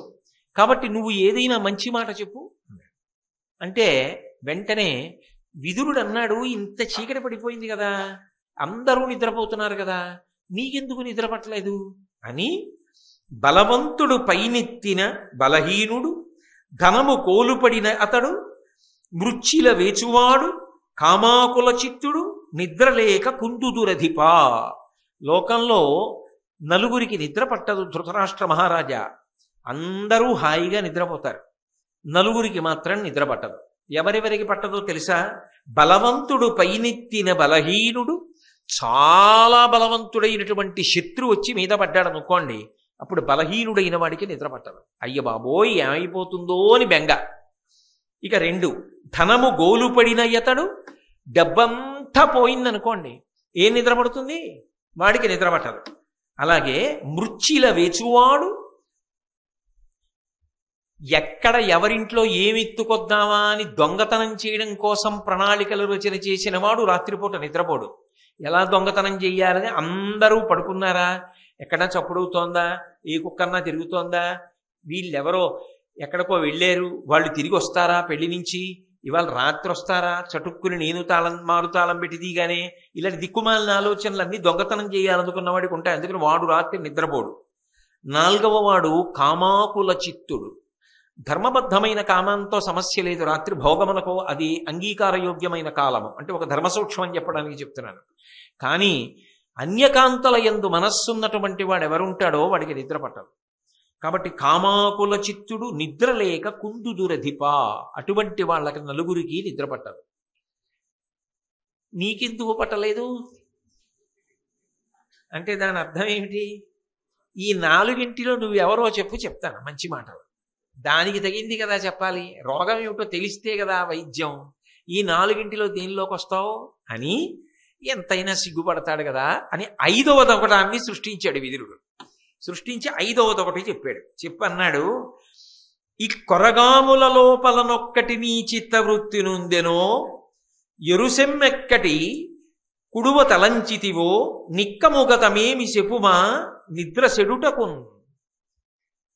నువ్వు ఒక్కడివే, వేరొకరు కూడా అనుభవించవలసినటువంటి ధనాన్ని ఐశ్వర్యాన్ని అనుభవించేద్దాం వాళ్ళకి దక్కకుండా అని ఏమైనా ఆలోచన చేస్తున్నావా? ఆ కారణానికి కూడా నిద్రపట్టదు. ఒకవేళ పైనాలు కానీ ఈ 1 కానీ 5 దేనికైనా నీ మనసులో బాధ ఉంటే చెప్పు, నీకు అందుకు నిద్ర పట్టట్లేదు, దాన్ని బట్టి చెప్తాను అంటే. ఎంత కాదన్నా ధృతరాష్ట్ర మహారాజు తెలియదండి ఎందుకు ఆయనకి నిద్ర పట్టట్లేదో తెలియని అమాయకుడా, ఆయనకి తెలుసు. కాబట్టి ఆయన అన్నాడు, నేను ఎందుకు బెంగ పెట్టుకున్నానంటే విదురా, ధర్మరాజు ఏమంటాడంటావు అంటే ఏమిటి, ధర్మరాజుకి దక్కకుండా తన కొడుక్కి కట్టపెట్టేద్దాం అనుకున్నాను. 5వ కారణం నువ్వు చెప్పింది సత్యమే, కానీ వాళ్ళు అజ్ఞాతవాసం పూర్తి చేస్తారు అనుకోలేదు, పూర్తి చేశారు, ఇప్పుడు తిరిగి వచ్చారు, ఊరుకుంటారా? తమ రాజ్యం తమకిమ్మనరా? సంజయుడితో పంపించాను, సగం చెప్పి తిట్టి వెళ్ళిపోయాడు, పూర్తిగా చెప్పలేదు, రేపు చెప్తానన్నాడు. ఏమంటాడో, యుద్ధానికి కానీ వస్తాడంటాడంటావా? ఇప్పటికీ కోరిక ఏమిటి? దుర్యోధనుడు ఒక్కడే అనుభవించాలి, ఇన్నాళ్ళు కష్టాలు పడ్డారు, మళ్ళీ వీళ్ళకి రాజ్యం దక్కకుండా ఎలా పోవాలి? అందుకు నిద్ర పట్టట్లేదు. అందుకని ధర్మరాజు మనసు ఏమై ఉంటుందంటావు? అంటే తనకున్న దుర్బుద్ధి ధర్మరాజు కూడా ఏమైనా చేసేస్తాడా అని ఆలోచన. వెంటనే విదురుడు అన్నాడు, అనవుడు నిట్లను విదురుడక్కట ధర్మసుతుండు బాంధవుండును చిలికాడును తగు భటుండును ప్రగ్గడయున్ గురుండు కాడే నృపవరిణ్య నీకు ప్రకటీకృత సత్వుడు శాంతమూర్తి సద్వినయ వివేక శీలముల విశ్రుడు అతడు కిడు పల్కుని. ఏమయ్యా, ధర్మరాజు అనేటటువంటి వ్యక్తి ఎటువంటి వాడో నీకు తెలియదా? ఆ ధర్మరాజు నీ మనసు ఖేదపడేటట్టుగా మాట్లాడతాడని ఎందుకు అనుకుంటున్నావు? అసలు ధర్మరాజు ఎటువంటి వాడు? ఆయన ధర్మసుతుండు, సాక్షాత్తుగా ధర్మదేవత యొక్క కుమారుడు, పైగా బాంధవుండు. నీకు అంతకన్నా గొప్ప బంధువు లోకంలో లేడు. నీ కొడుకులు అనుకుంటున్నావు, నిజంగా కొడుకు ధర్మరాజే. చివరికి అదేనా నిరూపణమైంది? బాంధవుండు చిలికాడును, ఆయన లాంటి స్నేహితుడు కూడా నీకు లేడు. ఎందుకని? స్నేహ అన్న మాటకు అర్థం ఏంటంటే స్నిగ్ధ లాగా అంటి పెట్టుకుని ఉండడం. అంటి పెట్టుకోవడం అంటే ఎప్పుడు భుజం తగులుతూ కూర్చోమని కాదు. ఏ మంచికైనా ఏ చెడుకైనా ఆయన మనసులో జ్ఞాపకానికి వస్తాడు. నా మనసిరిగిన మిత్రుడు కదా అని గుర్తొస్తూ ఉంటాడు. నిన్ను మనసులో తలుచుకుని అయ్యో పెద్దనాన్న ఏం బాధపడతాడో అని ఆలోచించి మాట్లాడగలిగినటువంటి స్వభావం ఉన్నవాడు. అందుకని చిలికాడు. తగు భటుండు, నీకు ఆయన కన్నా గొప్ప సైన్యం, నీకు ఆయన కన్నా గొప్ప వీరుడు ఎవరున్నాడు? ప్రగ్గడయున్, మహామంత్రి అయ్యా నీకైనా. నీకు తగిన ఆలోచన నిజానికి చెప్పగలిగిన వాడు. అందుకని నీకు మంచి మాటలే చెప్పి పంపించి ఉంటాడు తప్ప సంజయుడితో నువ్వు బెంగపెట్టుకుని కొట్టుకోవలసిన మాటలు ఎందుకు చెప్పాడని అనుకుంటున్నావు? అసలు ఈ ఒక్క పద్యానికి నిద్రపోవాలి ధృతరాష్ట్రుడు నిజానికి, కానీ అలా తేలిగ్గా ఆయన నిద్ర పట్టదు ఆయనకి. కాబట్టి ప్రగ్గడయున్ గురుండు కాడే. గురుండు అంటే పెద్దరిక ఉన్నవాడు కాదా? కొంతమంది చూడండి వయస్సుతో సంబంధం ఉండదు, ఆయన వయసు ఎంత అన్నదంతో నిమిత్తం ఉండదు. ఆ వయసుతో నిమిత్తం లేకుండా లోకమునకంతటికీ మార్గదర్శనం చెయ్యగలిగినటువంటి పెద్దరికాన్ని పొందుతారు. శంకరాచార్యుల వారు అవతార పరిసమాప్తి చేసేటప్పటికి 32 ఏళ్ళే. కానీ శంకరాచార్యుల వారికి ఉన్న పెద్దరికం లోకంలో ఇంకెవరికైనా ఉందని మీరు ఊహించగలరా? ఇంకెవరికైనా ఉంటుందా? శంకరులే అంతే. అలా వయసుతో లేకుండా పెద్దరికాన్ని వహించగలిగిన పరిణతి కొంతమందికి సొత్తు అంతే. కాబట్టి ఆ పెద్దరికం ఉన్నవాడయా, కాబట్టి ఎందుకు లీకి మాటలు మాట్లాడతాడు? పైగా ప్రకటీకృత సత్వుడు, ఆయన సత్వగుణం నిరంతరము ప్రకటింపబడేటట్టుగా ప్రవర్తించేటటువంటి స్వభావము కలిగినటువంటి వాడు. శాంతమూర్తి, కోపమునకు వశపడేటటువంటి లక్షణం ఉన్నవాడు కాదు, అందుకే తీవ్రంగా మాట్లాడడు. సద్వినయ వివేక శీలముల విశ్రుతుడు, అపారమైనటువంటి వినయము వివేకము కలిగినటువంటి వాడు. అతడు కిడు పలుకుని, అటువంటి వాడు చెడ్డ మాటలు ఎందుకు పలుకుతాడయా? అసలు అలా మాట్లాడతాడని నువ్వు ఎందుకు అనుకుంటున్నావు? అలా అనుకుని మనసులో ఎందుకు బాధ పెట్టుకుని నిద్రపోకుండా బాధపడుతున్నావు? అందుకని నువ్వు ఆయన విషయంలో బాధ పెట్టుకో అని చెప్పాడు. ఇన్ని చెప్పినా ధృతరాష్ట్రుడు మనశ్శాంతి పొందలేదు అని గమనించినటువంటి విదురుడు ధృతరాష్ట్రుడిని ఉద్దేశించి ఒక మాట చెప్పాడు. నువ్వు జాగ్రత్తగా ఆలోచించు.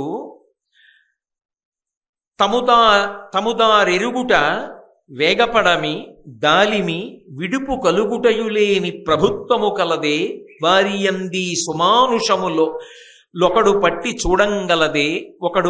చూడంగలదే అంటాడు. అంటే ఏమయ్యా, నువ్వు ఈ రాజ్యం అంతా ఎవరికి ఇవ్వాలని అనుకుంటున్నావు? దుర్యోధనుడికి, దుశ్శాసనుడికి, మిగిలినటువంటి తమ్ముళ్ళకి కట్టపెట్టాలని, కర్ణుడు శకుని పక్కన ఉండి మంత్రాంగం నెరపాలని నువ్వు కోరుకుంటున్నావు. కానీ నేనొక్క మాట చెప్తాను, బాగా ఆలోచించు. లోకంలో ఎక్కడైనా కూడా ఒక రాజ్యాన్ని పరిపాలన చెయ్యాలి, సమర్థతతో పరిపాలన చెయ్యాలి అంటే కొన్ని గుణములు ఉండాలి. ఆ గుణములు కలిగిన వాళ్ళైతే వాళ్ళ అధికారం శాశ్వతంగా నిలబడుతుంది తప్ప గుణములు లేకుండా కేవలము కుట్రల ద్వారా కుతంత్రముల ద్వారా వ్యూహముల ద్వారా రాజ్య సంపదని పొందామని అనుకున్నా అది శాశ్వతంగా నిలబడేది కాదు, జారిపోతుంది, పోతుంది అధికారం. అధికారం తిరుగు లేకుండా అలా నిలబడిపోతుంది. అలా నిలబడడానికి ప్రభువుకి కొన్ని లక్షణాలు ఉండాలి, కొన్ని ప్రధానమైన లక్షణములు ఉంటాయి. ఆ ప్రధాన లక్షణముల విషయంలో రాజీ ఉండదు, అవి ఉండి తీరవలసిందే, లేకపోతే అలవాటు చేసుకోవలసిందే. అవి ఉన్నాయా అన్నది ఎప్పుడైనా ఆలోచించావా?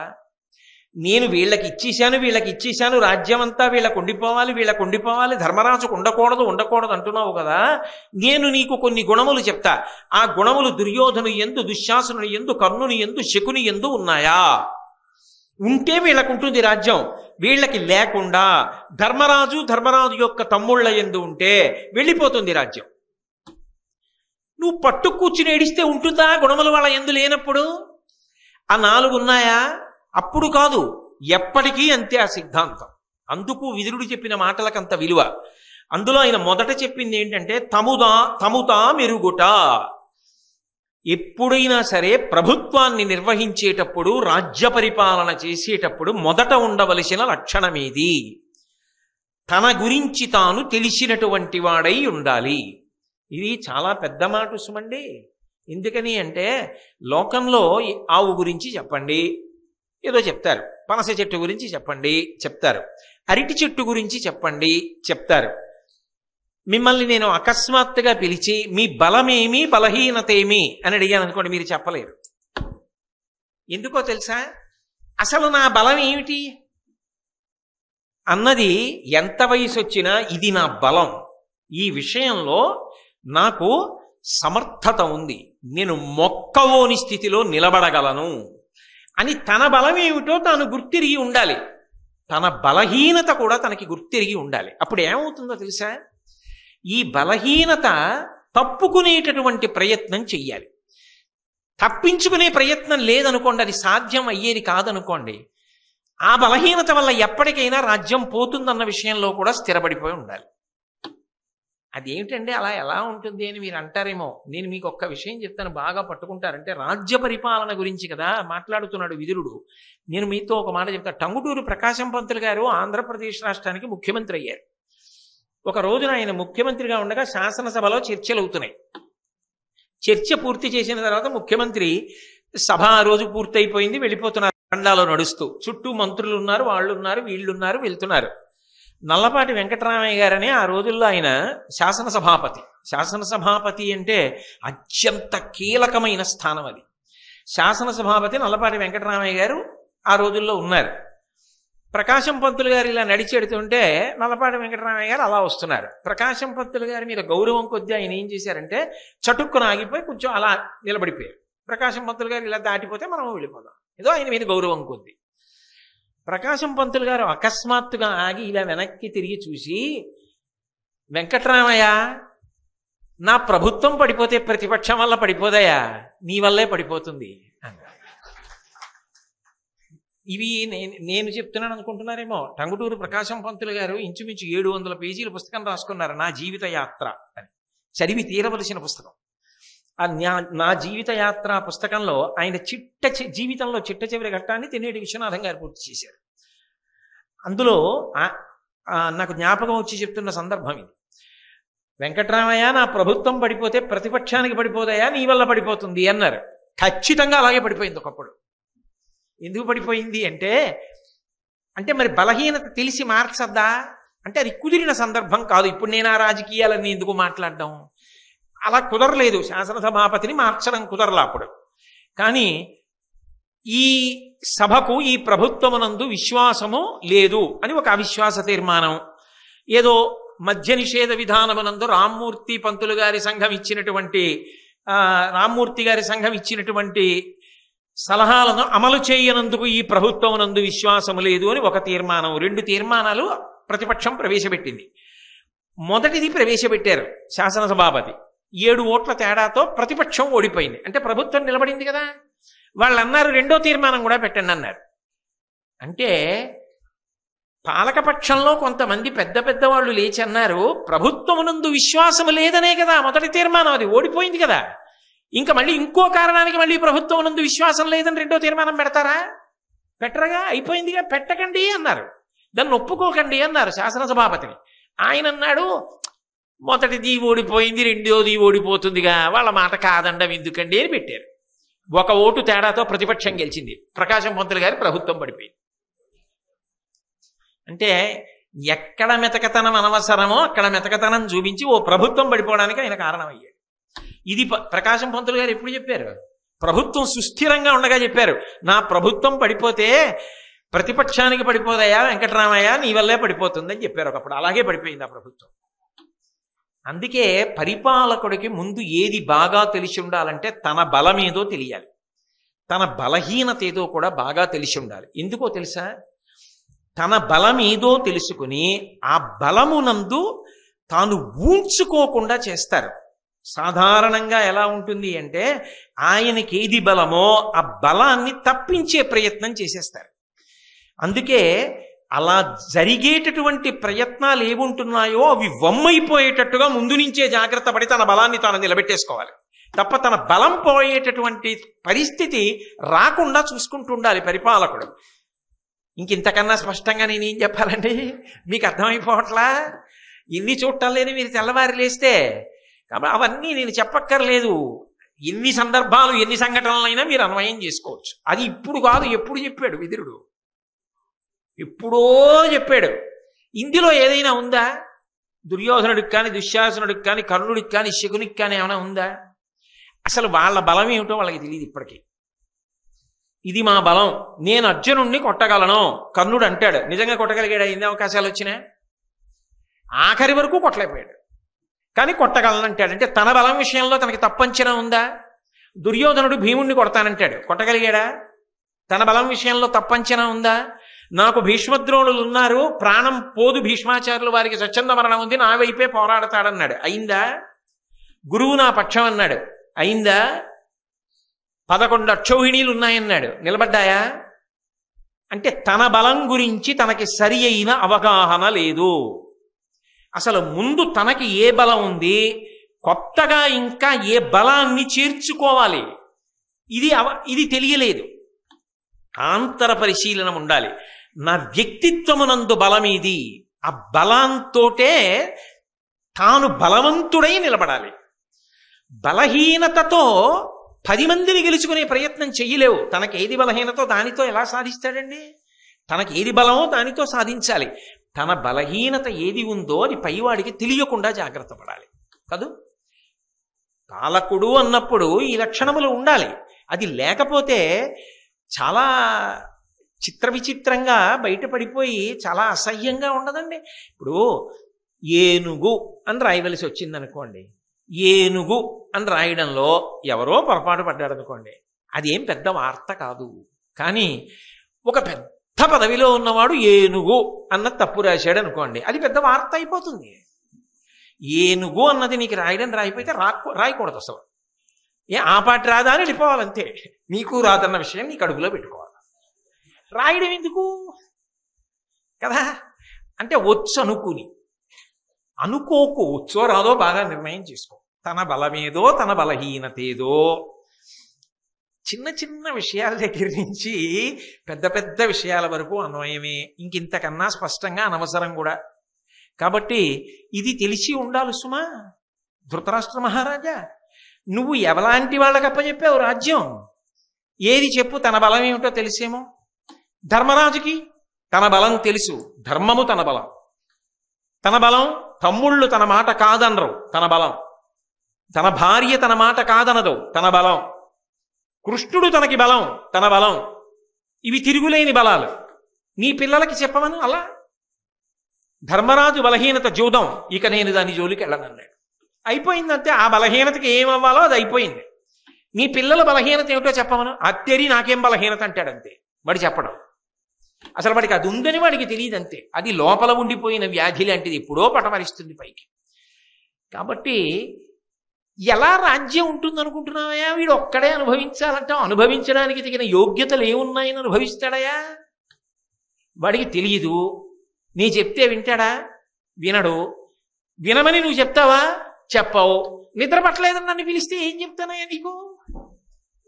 ఎంత గొప్ప మాటలండి. ఏ విషయం మీద మాట్లాడాలి?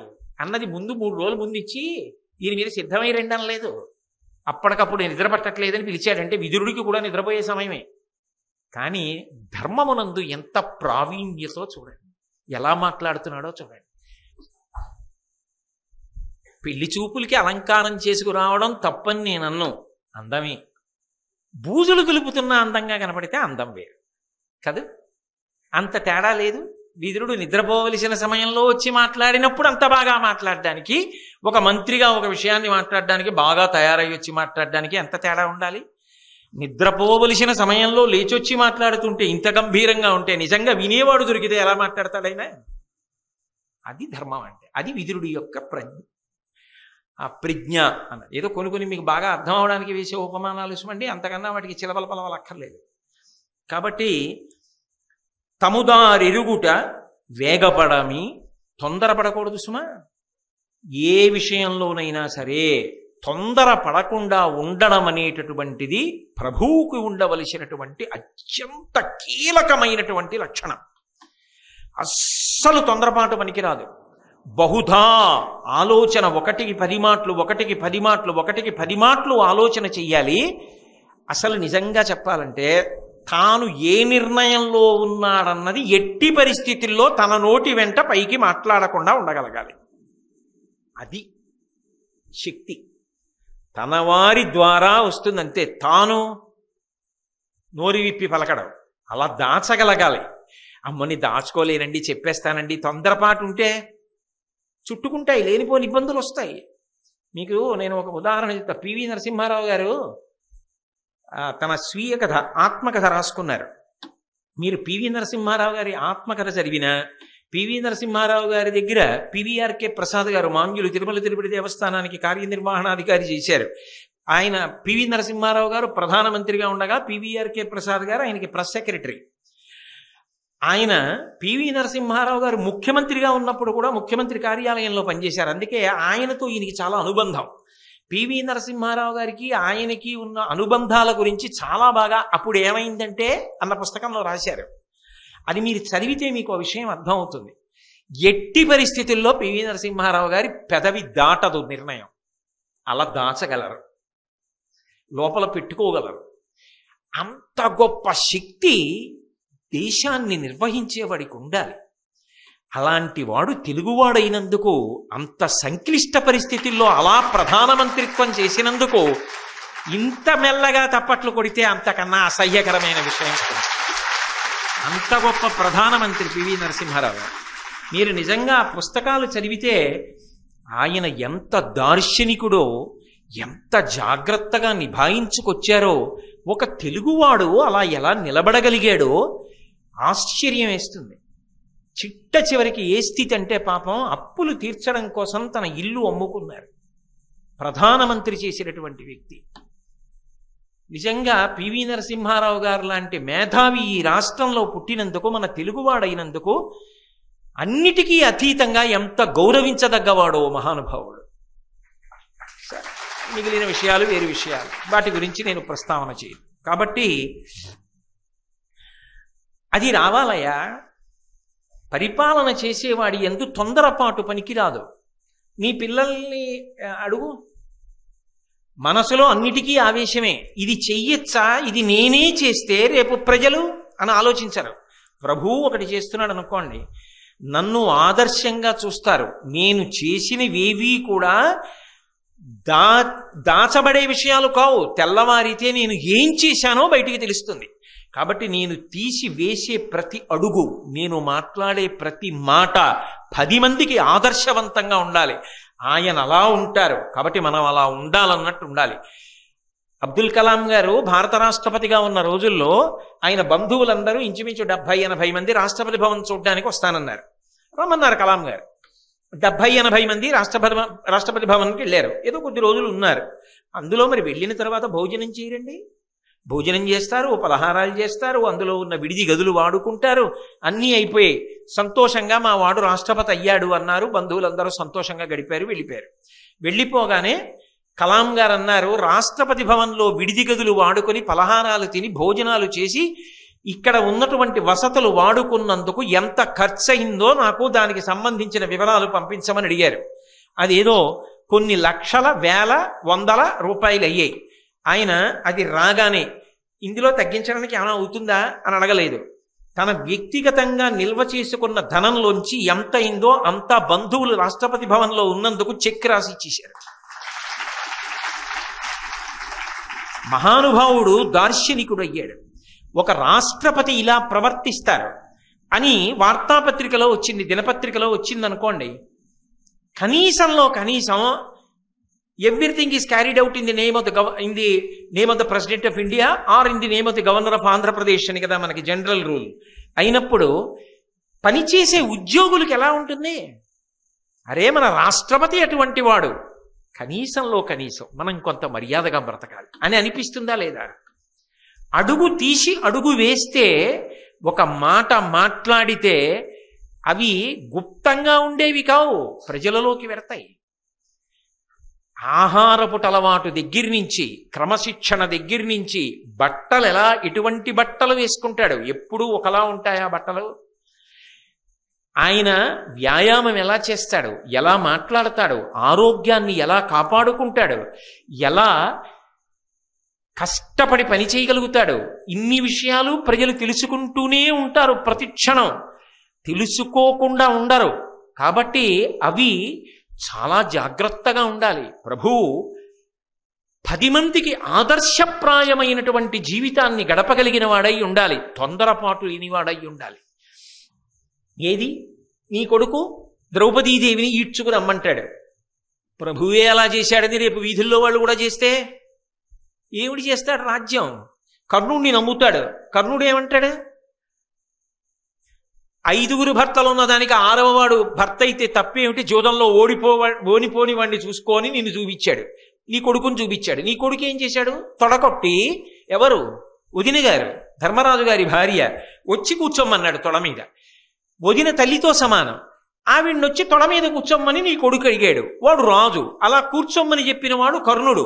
దొంగజూదం ఆడినవాడు శకుని. పరాయి కాంతని, మహాపతివ్రతని, వదిన గారిని జుట్టు పట్టి ఈడ్చి తెచ్చి చీరలాగినవాడు ఇంకొక కొడుకు. వీళ్ళు రాజ్యం అప్పచెప్పావు వీళ్ళకి. వీళ్ళు ఇంతంత తొందరబాటు ఉన్నవాళ్ళు. వీళ్ళు పరిపాలిస్తున్న రాజ్యం ఎలా ఉంటుందనుకుంటున్నావు? ప్రజలు శాంతియుతంగా ఎలా ఉంటారు? ఎందుకు సక్రమంగా ఉంటారు? ఎందుకు ధర్మాత్ములై ఉంటారు? ధర్మం వాళ్ళల్లో ఉండదు, వీళ్ళల్లో ఉండదు. ఉండనప్పుడు లక్ష్యం ఎందుకు ఉంటుంది? అధికారం నీ దగ్గర ఉంటుంది, జారిపోతుంది వాళ్ళకి. ఇది ఉన్నదా? మరి అదే పాండవులైతే ప్రతిజ్ఞ చేశాడు, ఇక్కడే చంపేయాలన్నాడు. చంపాడా? అన్నాడంతే ధర్మరాజు. కూర్చున్నాడు భీముడు. గాంధీవంతో బాణపరంపర కురిపించలేడా అర్జునుడు? మిన్నకున్నాడంతే, ధర్మానికి కట్టుబడ్డాడు. అన్నగారు ఒక్క మాట అన్నాడా? ద్రౌపదీదేవిని 3వ వరం కోరుకోమన్నావు, కోరిందా? తొందరపడిందా? క్షత్రియ కాంతకి 2 వరాలే అని 2 కోరింది. ఎవరికి తొందరపాటు లేదు, వాళ్ళకి లేదు. ఎవరికి తొందరపాటు ఉంది? నీ బిడ్డలకుంది. అంతా వాళ్ళకి ఇస్తానంటావు. నీ తాత సొత్తా? ఎలా ఉంటుందనుకుంటున్నావు? జారిపోదా? జరగని దానికి ఆశపడి వెంపర్లాడి నిద్రపోగొట్టుకుని ఆరోగ్యం పాడు చేసుకుంటామే ఈ వయసులో, నిద్ర పట్టదంటామే. ఏది సత్యమో, ఏది నువ్వు తప్పించలేవో దాన్ని అంగీకరించి పడుకో, నిద్రపడుకో. అయ్యో బాబోయ్, ఎలా మాట్లాడుతున్నాడండి, అసలు కాల్చి వాత పెట్టేస్తున్నాడు అంతే. ఎప్పుడు నిద్రపోకుండా లేచొచ్చి మాట్లాడితే. కాబట్టి అలా ఉండడం రావాలి. వేగపడమి, దాలిమి. దాలిమి అంటే ఓర్పు. మనిషికి చాలా గొప్ప ఓర్పు ఉండాలి. అందున ప్రభుత్వంలో ఉన్నటువంటి వాడికి ఓర్పు ఎక్కడ ఉండాలో తెలుసా? పరిపాలనా విధానమునందు మార్పు తీసుకొస్తాడు ప్రభు. ఒక ప్రభు వచ్చాడు అనుకోండి, ఇది ఇలా ఉంటే బాగుంటుంది అని ఆయన అనుకుంటాడు. అందులో తప్పు లేదు కదా. ఆయనకి అధికారం వచ్చింది, ఇది ఇలా ఉండాలి అని కోరుకుంటాడు. ఇది ఇలా జరిగితే బాగుంటుందని ఒక పథకం పెట్టాడు. ఇది ఇలా ఉండాలి అని ఒక నిర్ణయం చేశాడు. కానీ దాని ఫలితం వెంటనే వచ్చేస్తుందా? రాదు. దానికి కొంత సమయం పడుతుంది. అది ప్రజలలోకి వెళ్ళి వాళ్ళు అలవాటు చేసుకుని అలా పాటించి మధ్యలో ఎక్కడ ఏమీ తేడాలు రాకుండా పూడ్చగలుగుతుంటే అది అలా ప్రజలలోకి వెళ్ళి నువ్వు ఏ ఫలితాలు కోరుకున్నావో అవి ప్రజల నుండి నీకు వస్తాయి. అలా నువ్వు అసలు ఓర్పు పట్టకుండా ఇవాళ పెట్టి రేపటికి ఫలితాలేమిటి అని అడిగితే ఓర్పు లేకపోతే రాజ్యం ఎలా నడుస్తుంది? ఏదో కబీర్ దాస్ గారు ఒక మాట అంటాడు, ధీరే ధీరే రేమన ధీరే సబుచి హోయ్ మాలీ సీంచే సౌగరే ఋతువాయే ఫల్హోయే అంటాడు. ఇవాళ జామ మొక్క వేసి నేను రాత్రి పగలు పట్టుకొచ్చి నీళ్ళు అలా పోసేసాను అనుకోండి, అయినా కాయ లేదు దిక్కుమాల జామ చెట్టు అని తిట్టాను అనుకోండి, కాయ కాస్తుందా? ఎందుకు కాస్తుంది? ఇవాళ జామ మొక్క వేశాను, అది చెట్టవడానికి ఓ 2 ఏళ్ళు పడుతుంది, కాయడానికి ఓ 3 ఏళ్ళు పడుతుంది. ఋతువాయే ఫల్హోయ్, అది ఆ ఋతువు రావాలి, వచ్చిన తర్వాత కాయ కాస్తుంది. అంతేగాని మాకు ఇంట్లో అవసరం ఉంది, పెళ్ళి వచ్చింది, నువ్వు కాయద్దా శ్రావణ మాసంలో అంటే మామిడి చెట్టు కాస్తుందా? కాయదు. అది వచ్చే వరకు నువ్వు వేచి ఉండాలి. ఆ వేచి ఉండడంలో ఓర్పు ఉండాలి. సహనం అన్న మాటకు అర్థం ఏమిటంటే ప్రభుత్వం వైపు నుంచి, ప్రభువు వైపు నుంచి మాట్లాడుతున్నది, సామాన్య జనానికి హితవాక్యంగా కాదు. మీరు బాగా పట్టుకోవాలి, రెండింటికి తేడా ఉంటుంది. ప్రభుత్వమునకు అంటే మాట్లాడుతున్నది ఎవరు? ధృతరాష్ట్రుడు మాట్లాడుతున్నాడు. అంతరాజ్యం పిల్లలకి ఇవ్వాలన్న కోరిక చేతైనా నిద్ర పట్టలేదని అడిగాడు కదా, వాళ్ళ దగ్గర ఉండదు. ఎందుకు ఉండదంటే ప్రభుత్వమును నిర్వహించడానికి ఉండవలసిన 4 ప్రధాన లక్షణములలో 3వది లేదు వాళ్ళ దగ్గర. ఏదా 3వది అంటే ఓర్పు. ఓర్పు అంటే ఒకటి అన్న తర్వాత అది బాగా ఊంచుకుని ఫలితాలు రావడానికి కొంత సమయం పడుతుంది. అలా ఫలితాలు రావడంలో కొన్ని ఇబ్బందులు కూడా వస్తాయి. ఈ ఇబ్బందులను నేను అధిగమించాలి అని ప్రశాంత చిత్తుడై ఇబ్బందులను అధిగమిస్తూ ఫలితమును కోరుకుంటూ వేచి ఉండాలి. ఓ పురుగు పడుతుంది, పోగొట్టాలి. ఆకులు ఎండిపోతాయి, తుంచెయ్యాలి. దానికొచ్చి ఓ దున్నపోతు ఒళ్ళు ఉరుసుకుంటోంది, దున్నపోతుని దూరంగా తోసేసి మళ్ళీ అటువంటివి రాకుండా కంచె కట్టాలి. రోజు నీళ్లు పోయాలి. ఎండాకాలం అయితే 2 మాటలు పోయాలి. ఇవన్నీ చేస్తూ జాగ్రత్తగా కాపాడితే ఓ 3 ఏళ్ళు పోయిన తర్వాత రోజు ఓ 25 జామకాయలు ఇంటికి పట్టుకెళ్ళచ్చు. కాదు ఇవాళ వేసాను రాత్రికి రమ్మంటే రాదు. ఓర్పు అనేటటువంటిది పాలకునకు అత్యంత అవసరమైనటువంటి విషయం. ఆ ఓర్పు లేకపోతే మాత్రం చాలా చాలా ఇబ్బంది కలుగుతుంది. అందుకే మీరు చూడండి, దేవాలయంలోకి దర్శనానికి వెళ్ళినప్పుడు వ్యక్తికైనా సరే నీకు కార్యం సిద్ధిస్తుంది. ఎప్పుడో తెలుసా? ఆ ఓర్పు వేచి ఉండడం అలవాటైతే వస్తుంది. నువ్వు నా దగ్గరికి వచ్చావని ఇలా ప్రసాదం అనేటప్పటికీ నీకు వచ్చేది ఫలితం అని చెప్పడానికే శివాలయంలో పైన ధారాపాత్ర ఉంటుంది. అందులోంచి చుక్కా చుక్కా చుక్కా చుక్కా పడుతుంటుంది. చుక్కా చుక్కా చుక్కా చుక్కా పడితే అది ఖాళీ అవ్వడానికి సమయం పడుతుందా? అభిషేకం చెంబుతో చేస్తే బుళక్కని పోస్తావు, లేకపోతే మెల్లిగా పోసేస్తావు, 2 నిమిషాల్లో అయిపోతుంది. ధారాపాత్రలోంచి సమయం పడుతుందా? ధారాపాత్రలో పొద్దున్న పోసి నీళ్లు సాయంకాలానికి అయిపోయినట్టే ఇప్పుడు కదా నా దగ్గరికి వచ్చావు, ఓర్పు పట్టు, వస్తుంది ఫలితం. అంతేకాని నేను శివాలయంలోకి వెళ్ళి ఇలా వచ్చానంటే నాకు ఇంకా నేను అనుకున్న కోరిక తీరినట్టు వార్త రాలేదు, ఇంకెందుకండి అంటే ఓర్పు ఉండాలి. ఏది నీ పిల్లలకి ఉందా ఓర్పు? దేనికోసమైనా అసలు నిగ్రహించుకోగలిగిన స్థితి ఉందా? వాళ్ళు ఇలా ఓడిపోయారు, నువ్వు మళ్ళీ వాళ్ళ రాజ్యం ఇచ్చావు, వాళ్ళు ఇలా వెనక్కి తిరిగి వెళ్ళారు, పుని కొన్నాళ్ళైనా ఏలుకోనివరా అని ఆగారా? వెంటనే ప్రాతిగామిని పంపించి పునర్జీవితానికి పిలిపించేశారు, వెంటనే ఓడించేశారు, వాళ్ళు వెళ్ళిపోయారు. 13 ఏళ్ళు పట్టేసుకుందామన్నారు, అయిందా? పట్టుకున్నారా? వాళ్ళ బలం గురించి ఆలోచన ఉందా? అవతలవాడి బలం గురించి ఆలోచన ఉందా? తమ బలహీనత గురించి ఆలోచన ఉందా? ఓర్పు ఉందా? ఏమీ లేదు. ఇప్పుడు వాళ్ళు వచ్చారు, ఇప్పుడు ఏమంటున్నారు? వెళ్ళిపోదాం, కొట్టేద్దాం, నరికేద్దాం, చంపేద్దాం, నువ్వదే, నీ కొడుకులదే. ఎలా ఉంటుందా ఆ రాజ్యం ఇంత ఓర్పు లేని వాళ్ళ దగ్గర? అది ఉండదు. ఆ లక్షణములు ఉంటే రాజ్యం ఉంటుంది, అధికారం ఉంటుంది. ఈ లక్షణములు లేవుగా, లేకుండా ఉండాలంటావేంటి? కుండలో నీళ్లు ఎప్పుడు ఉంటాయి? కుండకి కన్నాలు లేకుండా ఉంటే ఉంటాయి. కుండ నిండా కన్నాలెట్టి కుండలో నీళ్లు పోసి ఎంతకీ దిక్కుమాలకుండా నిండదంటే ఎలా నిండుతుంది? అసలు రాజ్యాధికారము నిలబడడానికి ఏ గుణములు ఉండాలో ఆ గుణములు నీ ఎందురు లేవు. లేకుండా ఎలా ఉంటే అవతల వైపు ఉన్నాయి పుష్కలంగా.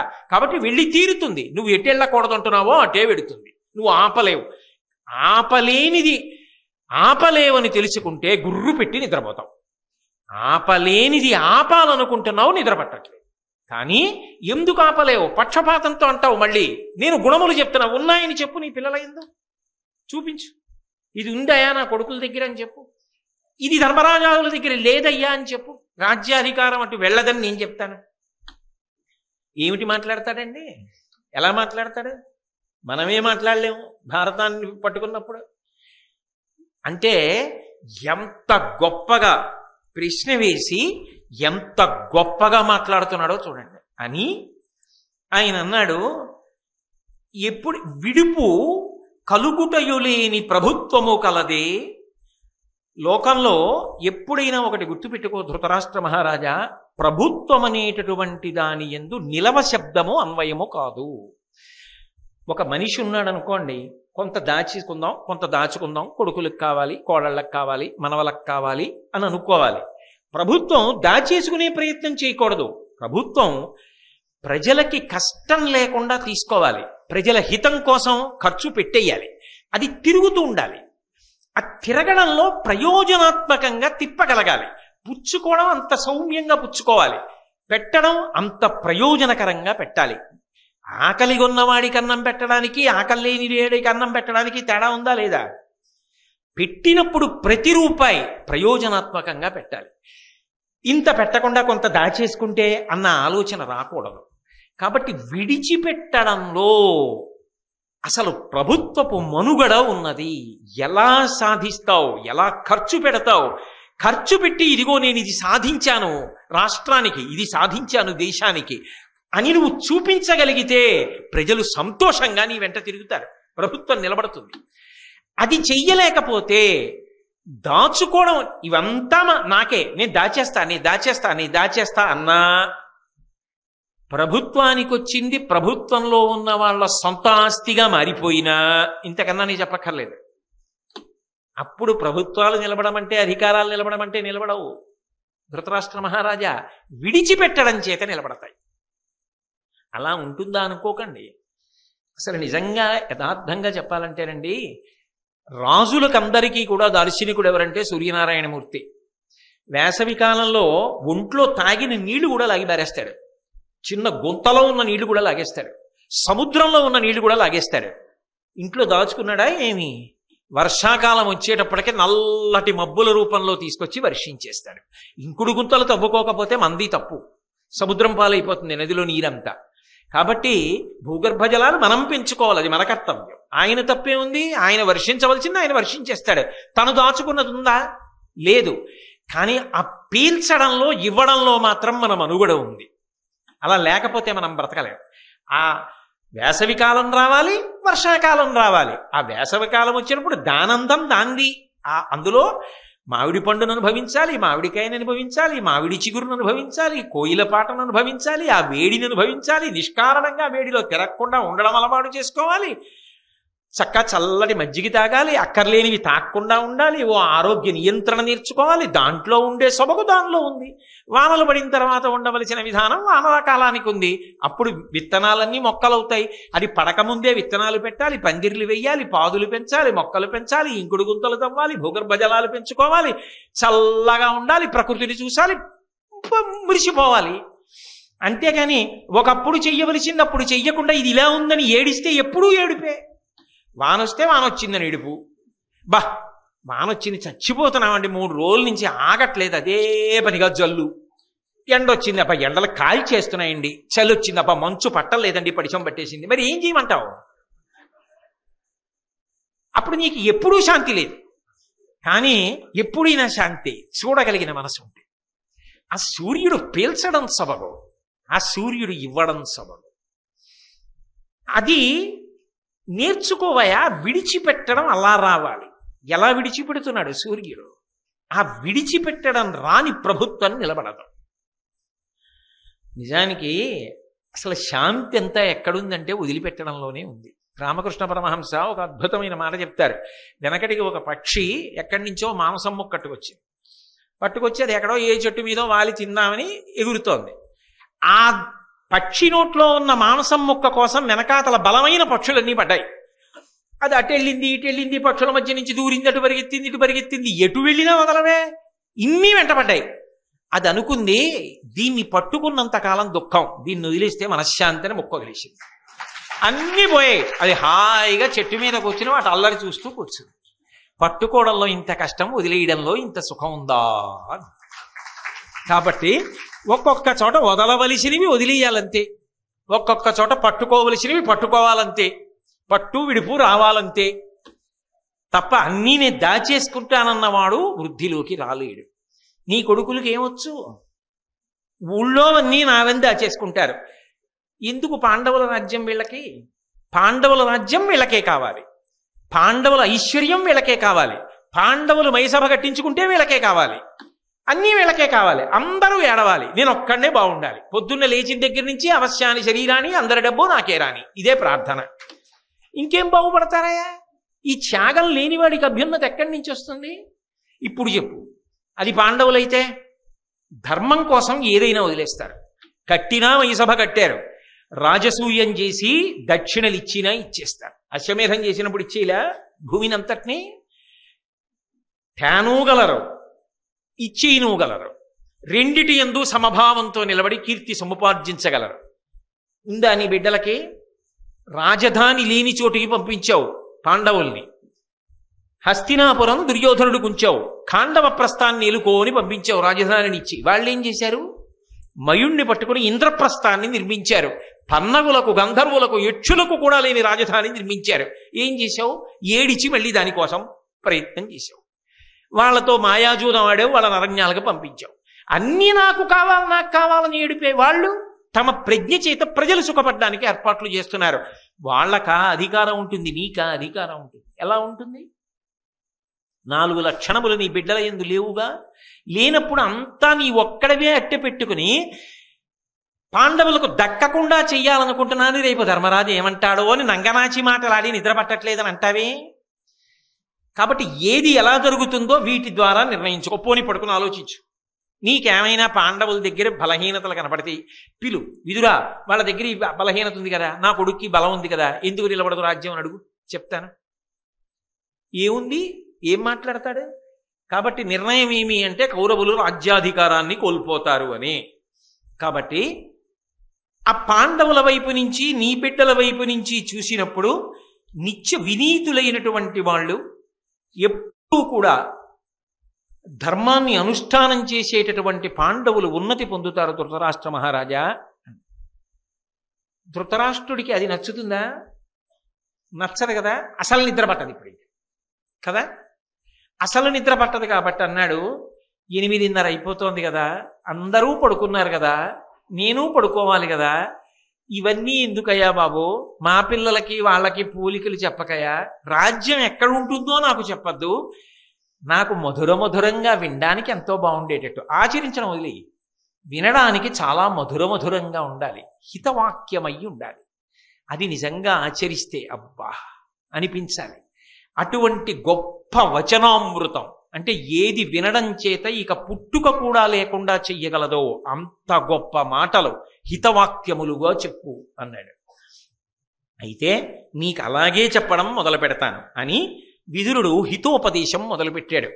ఇప్పుడు ప్రభుత్వ సంబంధమైన విషయాలు ఉన్నాయనుకోండి, మీరు నేను బెంగపెట్టుకుని నేర్చుకోవాల్సిన విషయాలు ఉండవు. ఎందుకంటే మీరు ఎప్పుడూ రాజ్యాధికారం పొందాలని కోరుకున్న వాళ్ళు ఉన్నారని నేను అనుకోవట్లేదు, నాకు ఆ కోరిక అసలే లేదు. కాబట్టి అవన్నీ మనకు ఉన్నాయా లేవా అని రాత్రి ధృతరాష్ట్రుడిలా నిద్రపోగొట్టుకుని ఆలోచించవలసిన అవసరం మనకి లేదు. కానీ ప్రతి వ్యక్తి, అందున మనుష్యుడై పుట్టినటువంటి ప్రతి వాడు ఆవు పాలు పితుకుతున్నప్పుడు జారిపోకుండా పితుకుతున్నవాడు బిందెలోకి ఎలా పితుకుతాడో అలా పట్టుకు తీరవలసినటువంటి విషయాలు ఏవి అంటే విదురుడు చెప్పినటువంటి హితవాక్యములు. అవి ప్రభుత్వం నడిపేవారికి కావు, ప్రతి వారికి అన్వయం. అంత గొప్ప మాటలు చెప్పడం మొదలు పెడతాడు. ఆ మాటలు అసలు నిజానికి అవి ప్రత్యేకంగా చదువుకుంటారు. అసలు దానికోసమే విదురుడి గురించి వింటారు. కృష్ణ భగవానుడు కూడా ఎవరు వింటాడా, ఎవరు అనుగ్రహం పొందుతాడా అని చూస్తాడు. విదురనీతి అని వేరు పేరుతో పిలుస్తూ ఉంటారు. అవి గంభీర వాక్కులు, పరమాద్భుతములు, అమృత సమానములు. ప్రతి మనిషి జీవితంలో వాటి గురించి తెలుసుకుంటే బలహీనతలను అధిగమించి వృద్ధిలోకి వస్తాడు. ఇది వినడం ఈ జన్మకి కాదు, ఎన్ని జన్మలకైనా సంస్కార బలాన్ని ఇస్తుంది. నేను పరిపూర్ణ హృదయంతో చెప్తున్నాను, అంత గొప్ప హితవాక్కులవి. అటువంటి విదురు నీతి, విదురుని హితోపదేశం ఏదుందో దాన్ని రేపు సాయంకాలం 6:30 మనకి నిద్ర పట్టని ఇబ్బంది ఏం లేదుగా, అందుకని మనం వెళ్ళి నిద్రపోయి మళ్ళీ రేపు ఉత్సాహంగా వద్దాం. రేపు సాయంకాలం 7 గంటలకి, అది అలవాటు, 7 గంటలకి రేపు సాయంకాలం మళ్ళీ తిరిగి కలుసుకున్నప్పుడు విదురుని యొక్క హితవాక్యముల గురించి ప్రవచనం చేస్తాను. మంగళాశాసనపరై మదాచార్య పురోగమై సర్వైశ్చ పూర్వైరాచార్యై సత్కృతాయాస్తు మంగళం. మంగళం కోసలేంద్రాయ మహనీయ గుణాత్మనే చక్రవర్తి తనూజాయ సర్వభౌమాయ మంగళం. ఉమాకాంతాయ కాంతాయ కామితార్థప్రదాయినే శ్రీగిరీశాయ దేవాయ మలినాథాయ మంగళం. సర్వం శ్రీ ఉమామహేశ్వర పరబ్రహ్మార్పణమస్తు. స్వస్తి.